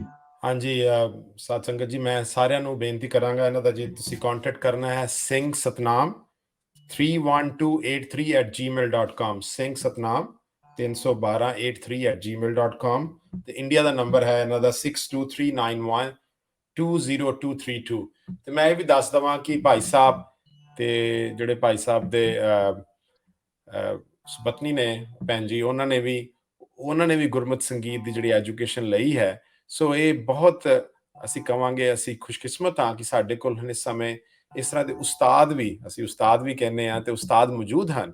ਤੇ ਪ੍ਰਿੰਸੀਪਲ ਸੁਖਵੰਤ ਸਿੰਘ ਜੀ ਨਾਲ ਇਹਨਾਂ ਨੇ ਜਿਹੜੀ ਐਜੂਕੇਸ਼ਨ ਲਈ ਹੈ, ਉਹਨਾਂ ਦੀ ਬਹੁਤ ਕੋਸ਼ਿਸ਼ ਹੈ ਕਿ ਇਸ ਸੰਗੀਤ ਨੂੰ ਅਸੀਂ ਅੱਗੇ ਲੈ ਕੇ ਚੱਲੀਏ। ਅਸੀਂ ਕਾਫੀ ਪ੍ਰੋਗਰਾਮ ਵੀ ਦੇਖਦੇ ਹਾਂ ਜਿੱਥੇ ਹੁਣ ਬੱਚੇ ਗੁਰਬਾਣੀ ਕੀਰਤਨ ਸੁਣਾਉਂਦੇ ਹਨ ਤੇ ਨਾਲ ਉਹਨਾਂ ਨੂੰ ਪ੍ਰਿੰਸੀਪਲ ਸਾਹਿਬ ਵੱਲੋਂ ਫੀਡਬੈਕ ਵੀ ਦਿੱਤਾ ਜਾਂਦਾ ਹੈ। ਸੋ ਕਾਫੀ UK ਦੇ ਟੂਰ ਤੇ ਪਿੱਛੇ ਜੇ ਫਿਰ ਵੀ ਆਏ ਸਨ ਪ੍ਰਿੰਸੀਪਲ ਸਾਹਿਬ, ਉਹਨਾਂ ਦਾ ਜਿਹੜਾ ਜਥਾ ਹੈ, ਸੋ ਉਹਨਾਂ ਨਾਲ ਫਿਰ ਤੋਂ ਵਰਕਸ਼ਾਪਸ ਕੀਤੀਆਂ ਗਈਆਂ। ਭਾਈ ਸਾਹਿਬ ਅਮਰੀਕਾ ਵੀ ਪੁੱਜੇ ਨੇ ਤੇ ਇਹਨਾਂ ਦੀ ਕੋਸ਼ਿਸ਼ ਹੈ ਕਿ ਇਸ ਨੂੰ ਆਪਾਂ ਦੁਨੀਆ ਭਰ ਵਿੱਚ ਪਹੁੰਚਾ ਸਕੀਏ। ਭਾਈ ਸਾਹਿਬ ਅਖੀਰ ਵਿੱਚ ਜੇ ਕੋਈ ਤੁਸੀਂ ਸੁਨੇਹਾ ਦੇਣਾ ਚਾਹੋ ਤੇ ਜ਼ਰੂਰ ਦਿਓ ਤੇ ਉਸ ਤੋਂ ਬਾਅਦ ਅਸੀਂ ਫਤਿਹ ਬੁਲਾਵਾਂਗੇ ਜੀ। ਹਾਂਜੀ ਜੀ, ਨਹੀਂ ਬਸ ਸੁਨੇਹਾ ਇਹੀ ਹੈ ਜੀ ਕਿ ਅਸੀਂ ਜੋ ਸਾਡੀ ਟ੍ਰੈਡੀਸ਼ਨ ਹੈ ਗੁਰਮਤਿ ਸੰਗੀਤ ਦੀ, ਉਹ ਬਹੁਤ ਰਿਚ ਹੈ। ਸਾਡੇ ਕੋਲ ਰਾਗ ਨੇ, ਸਾਡੇ ਕੋਲ ਇੱਕ ਪ੍ਰੋਪਰ ਗੁਰਮਤਿ ਸੰਗੀਤ ਸਿਸਟਮ ਹੈ, ਗੁਰਮਤਿ ਸੰਗੀਤ ਸਾਇੰਸ ਸਾਡੇ ਕੋਲ, ਜਿਸ ਦੇ ਵਿੱਚ ਗੁਰੂ ਸਾਹਿਬ ਤੋਂ ਲੈ ਕੇ ਜੋ ਸਾਡੇ ਵੱਖਰੇ ਵੱਖਰੇ ਕੀਰਤਨ, ਜੋ ਸਾਡੇ ਉਸਤਾਦ ਹੋਏ ਨੇ ਜਿਨ੍ਹਾਂ ਨੇ ਗੁਰਮਤਿ ਸੰਗੀਤ ਦੀ ਇਸ ਟ੍ਰੈਡੀਸ਼ਨ ਨੂੰ ਸਾਂਭਿਆ ਆ, ਸਾਡੇ ਕੋਲ ਸਾਜ਼ ਨੇ, ਇੱਕ ਬਹੁਤ ਵੱਡਾ ਹੈਰੀਟੇਜ। ਬਸ ਲੋੜ ਹੈ ਕਿ ਇਸ ਹੈਰੀਟੇਜ ਨੂੰ ਦੀ ਅਵੇਅਰਨੈਸ ਜਿਹੜੀ ਹੈਗੀ ਉਹ ਲੋਕਾਂ ਤੱਕ ਪਹੁੰਚਾਉਣ ਦੀ। ਤਾਂ ਸਾਡਾ ਮਕਸਦ ਇਹੀ ਹੈ ਕਿ ਜਿਹੜੀ ਸੰਗਤ ਦੇ ਵਿੱਚ ਜਦੋਂ ਇਨਫੋਰਮੇਸ਼ਨ ਪਹੁੰਚੇਗੀ, ਅਵੇਅਰਨੈਸ, ਜਿੰਨੀ ਅਵੇਅਰਨੈਸ ਹੋਏਗੀ, ਜਿੰਨਾ ਤੁਸੀਂ ਇਸ ਚੀਜ਼ ਨੂੰ ਫੈਲਾ ਸਕਦੇ ਆ, ਉਹਨਾਂ ਸੰਗਤ ਜਿਹੜੀ ਹੈਗੀ ਇਸ ਚੀਜ਼ ਤੋਂ ਜਾਣੂ ਹੋਏਗੀ ਕਿ ਸਾਨੂੰ ਗੁਰੂ ਸਾਹਿਬ ਜੀ ਨੇ ਗੁਰਮਤਿ ਸੰਗੀਤ ਦੇ ਰੂਪ ਵਿੱਚ ਸਾਨੂੰ ਕਿੱਡਾ ਵੱਡਾ ਹੈਰੀਟੇਜ ਦਿੱਤਾ ਹੈ। ਸਾਡਾ ਇੱਕ ਬਹੁਤ ਵੱਡੀ ਵਿਰਾਸਤ ਹੈ ਕੀਰਤਨ ਦੀ। ਤੇ ਨਾਲ ਹੀ ਨਾਲ ਇਸ ਵਿਰਾਸਤ ਦੇ ਵਿੱਚ ਅਸੀਂ ਆਪਣੇ ਬੱਚਿਆਂ ਨੂੰ ਕੀਰਤਨ ਦੀ ਸਿੱਖਿਆ ਦਈਏ, ਅਸੀਂ ਆਪਣੇ ਬੱਚਿਆਂ ਨੂੰ, ਤਾਂ ਕਿ ਸਾਡੇ ਬੱਚੇ ਜਿਹੜੇ ਨੇ ਉਹ ਗੁਰਮਤਿ ਸੰਗੀਤ ਦੇ ਨਾਲ, ਸਿੱਖੀ ਦੇ ਨਾਲ ਥਰੂ ਅਸੀਂ ਸਿੱਖੀ ਨਾਲ ਜੁੜ ਸਕੀਏ। ਜੋ ਦੇਖੋ ਜੀ, ਸਾਡਾ ਮੇਨ ਜੋ ਅਲਟੀਮੇਟਲੀ ਜੋ ਫਾਈਨਲ ਜਿਹੜਾ ਹੈਗਾ ਮਕਸਦ, ਉਹ ਇਹੀ ਹੈ ਕਿ ਕੀਰਤਨ ਦੇ ਨਾਲ ਸਾਡੇ ਬੱਚੇ ਜੁੜਨ ਤੇ ਕੀਰਤਨ ਦੇ ਨਾਲ ਸਾਡੇ ਬੱਚੇ ਜੁੜ ਕੇ ਗੁਰਬਾਣੀ ਨਾਲ ਜੁੜਨ ਤੇ ਸ਼ਬਦ ਨੂੰ ਸਮਝਣ ਤੇ ਸ਼ਬਦ ਨੂੰ ਸਮਝ ਕੇ ਆਪਣੀ ਜ਼ਿੰਦਗੀ ਦੇ ਵਿੱਚ ਉਹ ਚੰਗੇ ਇੱਕ ਇਨਸਾਨ ਬਣ, ਇੱਕ ਚੰਗੇ ਹਿਊਮਨ ਬੀਇੰਗ ਬਣ ਤੇ ਆਪਣੇ ਸਿੱਖੀ ਦਾ ਤੇ ਆਤਮਿਕ ਤੌਰ ਤੇ ਜੋ ਉਹ ਸਪਿਰਿਚੁਅਲਿਟੀ ਨਾਲ, ਆਨੰਦ ਦੇ ਨਾਲ ਆਪਣਾ ਜੁੜਨ। ਤੋ ਇਸ ਕਰਕੇ ਸਾਰੀ ਸੰਗਤ ਨੂੰ ਬੇਨਤੀ ਹੈ, ਜਿਹੜੇ ਵੀ ਸੁਣ ਰਹੇ ਨੇ, ਕਿ ਆਪਾਂ ਇੱਕ ਹਮਲਾ ਮਾਰੀਏ, ਜਿਸ ਤਰ੍ਹਾਂ ਭਾਈ ਸਾਹਿਬ ਹੋਣੀ ਨੇ ਇੱਕ ਬੜਾ ਵਧੀਆ ਉਪਰਾਲਾ ਕੀਤਾ ਹੈ, ਤੇ ਅਸੀਂ ਹਮਲਾ ਮਾਰੀਏ ਕਿ ਅਸੀਂ ਸਾਰੇ ਮਿਲ ਕੇ ਆਪਣੇ ਇੱਕ ਪਲੈਜ ਲਈਏ ਕਿ ਆਪਾਂ ਗੁਰਮਤਿ ਸੰਗੀਤ ਦੀ ਇਸ ਟ੍ਰੈਡੀਸ਼ਨ ਨੂੰ ਸਾਂਭੀਏ। ਅਸੀਂ ਆਪਣੀ ਜੋ ਨਿਊ ਜਨਰੇਸ਼ਨ ਹੈ, ਕਿਉਂਕਿ ਭਾਈ ਸਾਹਿਬ ਦੋ ਸਾਡੀਆਂ ਜਨਰੇਸ਼ਨ ਜਿਹੜੀਆਂ ਨੇ ਉਹ ਰਬਾਬ ਦੇਖੇ ਤੋਂ ਬਿਨਾਂ ਹੀ ਚਲੀ ਗਈ, ਤੇ ਹੁਣ ਸਾਡੀ ਇਹ ਜ਼ਿੰਮੇਵਾਰੀ ਹੈਗੀ ਆ ਕਿ ਅਸੀਂ ਪ੍ਰਣ ਲਈਏ ਕਿ ਅਸੀਂ ਗੁਰਮਤਿ ਸੰਗੀਤ ਦੀ ਇਸ ਟ੍ਰੈਡੀਸ਼ਨ ਨੂੰ ਸਾਰੀ ਦੁਨੀਆ ਤੱਕ ਪਹੁੰਚਾਈਏ, ਗੁਰੂ ਸਾਹਿਬ ਦੱਸੇ ਹੋਏ ਮੈਸੇਜ ਨੂੰ ਸਭ ਦੁਨੀਆ ਤੱਕ ਪਹੁੰਚਾਈਏ। ਆਪਣੇ ਅਸੀਂ ਕੀਰਤਨ ਕਰੀਏ, ਜਿੱਥੇ ਅਸੀਂ ਆਪ ਆਨੰਦ ਦੇ ਨਾਲ ਜੁੜੀਏ। ਅਸੀਂ ਕੋਸ਼ਿਸ਼ ਕਰੀਏ ਕਿ ਦੂਸਰੇ ਜਿਹੜੀ ਸੰਗਤ ਹੈ, ਜਿਹੜੇ ਕੀਰਤਨ ਸਿੱਖਣਾ ਚਾਹੁੰਦੇ ਨੇ, ਸੰਗੀਤ ਦੇ ਪ੍ਰੇਮੀ ਨੇ, ਉਹਨਾਂ ਨੂੰ ਵੀ ਉਹ ਵੀ ਇਸ ਟ੍ਰੈਡੀਸ਼ਨ ਨਾਲ ਜੁੜਨ, ਤੇ ਜੋ ਵੀ ਜੋ ਸਾਡੇ ਲਈ ਆਪ ਦੀ ਸੇਵਾ ਲਾਓਗੇ, ਅਸੀਂ ਉਹਦੇ ਲਈ ਤਤਪਰ ਤਿਆਰ ਹੋਵਾਂਗੇ। ਤੋ ਜਿੱਥੇ ਕੀਰਤਨ, ਜਿਸ ਤਰ੍ਹਾਂ ਤੁਸੀਂ ਦੱਸਿਆ ਕਿ ਕੀਰਤਨ ਜੇ ਅਸੀਂ ਜਿੱਥੇ ਵੀ ਅਸੀਂ ਕੀਰਤਨ ਕਰ ਜਾਂਦੇ ਹਾਂ, ਨਾਲ ਅਸੀਂ ਗੁਰਮਤਿ ਸਿੰਘ ਦੀ ਵਰਕਸ਼ਾਪ ਜ਼ਰੂਰ ਲਗਾਉਂਦੇ, ਤਾਂ ਕਿ ਉਹ ਜਿਹੜੀ ਅਵੇਅਰਨੈਸ ਆਵੇ ਸੰਗਤ ਦੇ ਵਿੱਚ, ਉਸ ਚੀਜ਼ ਦਾ ਪ੍ਰਚਾਰ ਹੋਵੇ, ਸੰਗਤ ਨੂੰ ਪਤਾ ਹੋਵੇ ਕਿ ਇਹ ਜਿਹੜੇ ਭਾਈ ਸਾਹਿਬ ਕੀਰਤਨ ਕਰ ਰਹੇ ਨੇ, ਰਾਗ ਕਿਹੜਾ ਹੈ, ਕਿਹੜਾ ਸਾਜ਼ ਹੈ। ਸੋ ਇਹ ਅਵੇਅਰਨੈਸ ਦੀ ਲੋੜ ਹੈ। ਇਸ ਲਈ ਬਹੁਤ ਵੱਡਾ ਸਾਨੂੰ ਇਸ ਦੇ ਵਿੱਚ, ਜਿਵੇਂ ਤੁਸੀਂ ਦੱਸਿਆ ਕਿ ਸਾਡੇ ਪ੍ਰਿੰਸੀਪਲ ਸੁਖਵੰਤ ਸਿੰਘ ਜੀ ਬਹੁਤ ਵੱਡਾ ਹਮਲਾ ਮਾਰ ਰਹੇ ਨੇ, ਤੇ ਸਾਰੇ ਅਸੀਂ ਜੁਟ ਹੋ ਕੇ ਇਸ ਜੋ ਹਮਲਾ ਜੋ ਮਾਰ ਰਹੇ ਨੇ, ਜੋ ਸਾਡੇ ਵੱਲੋਂ ਜੋ ਵੀ ਕੀਤੀਆਂ ਗਈਆਂ ਨੇ, ਜੋ ਕੋਸ਼ਿਸ਼ ਕੀਤੀ ਜਾ ਰਹੀ ਹੈ ਗੁਰਮਤਿ ਸੰਗੀਤ ਦੇ ਪ੍ਰਚਾਰ ਦੇ ਲਈ, ਤਾਂ ਉਸ ਦੇ ਵਿੱਚ ਸਭ ਤੋਂ ਇੰਪੋਰਟੈਂਟ ਗੱਲ ਹੈ ਕਿ ਅਸੀਂ ਆਪਣੇ ਬੱਚਿਆਂ ਨੂੰ ਕੀਰਤਨ ਦੇ ਨਾਲ ਜੋੜੀਏ, ਧਮਤੀ ਸਾਜਨ ਨਾਲ ਜੋੜੀਏ, ਅਸੀਂ ਅਵੇਅਰਨੈਸ ਕ੍ਰੀਏਟ ਕਰੀਏ, ਆਪ ਪੜ੍ਹੀਏ ਤੇ ਬੱਚਿਆਂ ਨੂੰ ਵੀ ਇਸ ਦਾ ਗਿਆਨ ਦੇਈਏ, ਕੀਰਤਨ ਸਿੱਖੀਏ। ਬਹੁਤ ਬਹੁਤ ਧੰਨਵਾਦ। ਤੁਸੀਂ ਆਪਣੇ ਜਿਹੜੇ ਅੱਜ ਗੁਰਮਤਿ ਸੰਗੀਤ, ਰਾਗ, ਗੁਰਮਤਿ ਸੰਗੀਤ ਤੇ ਸ਼ਬਦ, ਰਾਗ ਤੇ ਸ਼ਬਦ 'ਚ ਕੀ ਸੰਬੰਧ ਹੈ, ਗੁਰਮਤਿ ਸੰਗੀਤ ਤੇ ਸਾਜ਼ ਕੀ ਹਨ, ਤੇ ਹੁਣ ਜਿਸ ਤਰ੍ਹਾਂ ਕਾਫੀ ਜਿਹੜੀਆਂ ਸੰਗਤਾਂ ਨੇ ਉਹ ਗੁਰਮਤਿ ਸੰਗੀਤ ਵਿੱਚ ਵਿੱਦਿਆ ਵੀ ਪ੍ਰਾਪਤ ਕਰ ਰਹੇ ਨੇ, ਤੇ ਬਹੁਤ ਜ਼ਰੂਰੀ ਹੈ ਕਿ ਅਸੀਂ ਸਾਜ਼ ਵੀ ਜਦੋਂ ਲੈਣਾ ਹੈ ਤੇ ਕਿਸ ਤਰ੍ਹਾਂ ਚੰਗੇ ਸਾਜ਼ ਲੈ ਸਕੀਏ, ਤੇ ਇਸ ਦੇ ਨਾਲ ਕੀਰਤਨ ਸਾਡਾ ਕਿਸ ਤਰ੍ਹਾਂ ਜੀਵਨ ਵਿੱਚ ਸਾਨੂੰ ਸਟ੍ਰੈਸ ਜਾਂ ਹੋਰ ਚੀਜ਼ਾਂ ਤੋਂ ਸਿਮਰਨ ਨਾਲ ਅਸੀਂ ਉਸ ਨੂੰ ਯੂਜ਼ ਕਰ ਸਕਦੇ। ਅੱਜ ਕੱਲ੍ਹ ਮੈਂਟਲ ਹੈਲਥ ਬੜੀ ਇੱਥੇ ਵਿਦੇਸ਼ਾਂ ਵਿੱਚ ਵੀ ਬੜੀ ਕਿਹਾ ਜਾ ਰਿਹਾ ਹੈ ਕਿ ਬਹੁਤ ਪ੍ਰੋਬਲਮਸ ਆ ਰਹੀਆਂ ਨੇ। ਸੋ ਇਸ ਦੇ ਨਾਲ ਜੇਕਰ ਤੁਸੀਂ ਸਿੱਖਣਾ ਵੀ ਚਾਹੋ ਤੇ ਭਾਈ ਸਾਹਿਬ ਇਹਨਾਂ ਦਾ ਸਿਰਫ ਕੀਰਤਨ ਕਰਨਾ ਨਹੀਂ, ਕੀਰਤਨ ਸਿਖਾਉਣਾ, ਲੈ ਕੇ ਜਾਣਾ, ਗੁਰਮਤਿ ਸੰਗੀਤ ਦੀਆਂ ਵਰਕਸ਼ਾਪਸ ਲਾ ਕੇ ਫਿਰ ਉੱਥੇ ਸੰਗਤ ਵੀ ਕੀਰਤਨ ਕਰਦੀ ਹੈ ਜਦੋਂ ਇਹ ਕਿਤੇ ਵੀ ਜਾਂਦੇ ਨੇ। ਸੋ ਇਹ ਬਹੁਤ ਵਧੀਆ ਉਪਰਾਲਾ ਹੈ। ਵਾਹਿਗੁਰੂ ਇਹਨਾਂ ਨੂੰ ਇਸੇ ਤਰ੍ਹਾਂ ਚੜ੍ਹਦੀ ਕਲਾ ਬਖਸ਼ੇ, ਇਸੇ ਤਰ੍ਹਾਂ ਅੱਗੇ ਹੋਰ ਵੀ ਦੁਨੀਆ ਵਿੱਚ ਜਾ ਕੇ ਸਾਰੇ ਕੀਰਤਨ ਦਾ ਜਿਹੜਾ ਹੈ ਮੈਸੇਜ, ਕੀਰਤਨ ਜਿਹੜਾ ਹੈ ਸਿਖਾ ਸਕਣ ਸਾਰਿਆਂ ਨੂੰ ਨਾਲ। ਭਾਈ ਸਾਹਿਬ ਬਹੁਤ ਬਹੁਤ ਧੰਨਵਾਦ, ਆਪ ਜੀ ਨੇ ਆਪਣਾ ਕੀਮਤੀ ਸਮਾਂ ਕੱਢਿਆ ਤੇ ਅਸੀਂ ਤੁਹਾਡੇ ਨਾਲ ਗੱਲਬਾਤ ਕਰ ਸਕੇ। ਜ਼ਰੂਰ ਅੱਗੇ ਵੀ ਤੁਹਾਡਾ ਵੀ ਬਹੁਤ ਬਹੁਤ ਧੰਨਵਾਦ ਜੀ, ਜਿਹੜੀ ਗੁਰਮਤਿ ਸੰਗੀਤ ਦੀ ਜਿਹੜੀ ਵਿਰਾਸਤ ਹੈ ਉਹਦੇ ਬਾਰੇ ਗੱਲ ਕਰਨ ਦੇ ਲਈ ਆਪ ਜੀ ਨੇ ਮੌਕਾ ਦਿੱਤਾ ਹੈ। ਸੋ ਆਪ ਜੀ ਦਾ ਬਹੁਤ ਬਹੁਤ ਧੰਨਵਾਦ। ਥੈਂਕ ਯੂ ਜੀ। ਵਾਹਿਗੁਰੂ ਜੀ ਕਾ ਖਾਲਸਾ, ਵਾਹਿਗੁਰੂ ਜੀ ਕੀ ਫਤਿਹ। ਸੋ ਸਾਧ ਸੰਗਤ ਜੀ, ਇਹ ਸੀਗੇ ਉਸਤਾਦ ਭਾਈ ਸਤਨਾਮ ਸਿੰਘ ਜੀ, ਜੋ ਕਿ ਰਬਾਬ, ਕਈ ਸਤਨਾਮ ਸਿੰਘ ਰਬਾਬੀ ਵੀ ਕਹਿੰਦੇ ਨੇ, ਤੇ ਉਹਨਾਂ ਨੇ ਸਾਨੂੰ ਕੁਝ ਰਬਾਬ ਵੀ ਸੁਣਾਇਆ। ਆਪਣੇ ਜਿਹੜੇ ਸੰਖੇਪ ਵਿੱਚ ਜਿਹੜੀ ਹੈ ਜਾਣਕਾਰੀ ਬਹੁਤ ਦਿੱਤੀ ਹੈ, ਪਰ ਹੋਰ ਵੀ ਬਹੁਤ ਅਸੀਂ ਜਾਣਕਾਰੀ ਉਹਨਾਂ ਤੋਂ ਲੈ ਸਕਦੇ ਨੇ। ਤੇ ਆਪ ਸਭ ਦਾ ਇਸ ਪ੍ਰੋਗਰਾਮ ਨੂੰ ਦੇਖਣ ਲਈ ਬਹੁਤ ਬਹੁਤ ਧੰਨਵਾਦ। ਵਾਹਿਗੁਰੂ ਜੀ ਕਾ ਖਾਲਸਾ, ਵਾਹਿਗੁਰੂ ਜੀ ਕੀ ਫਤਿਹ।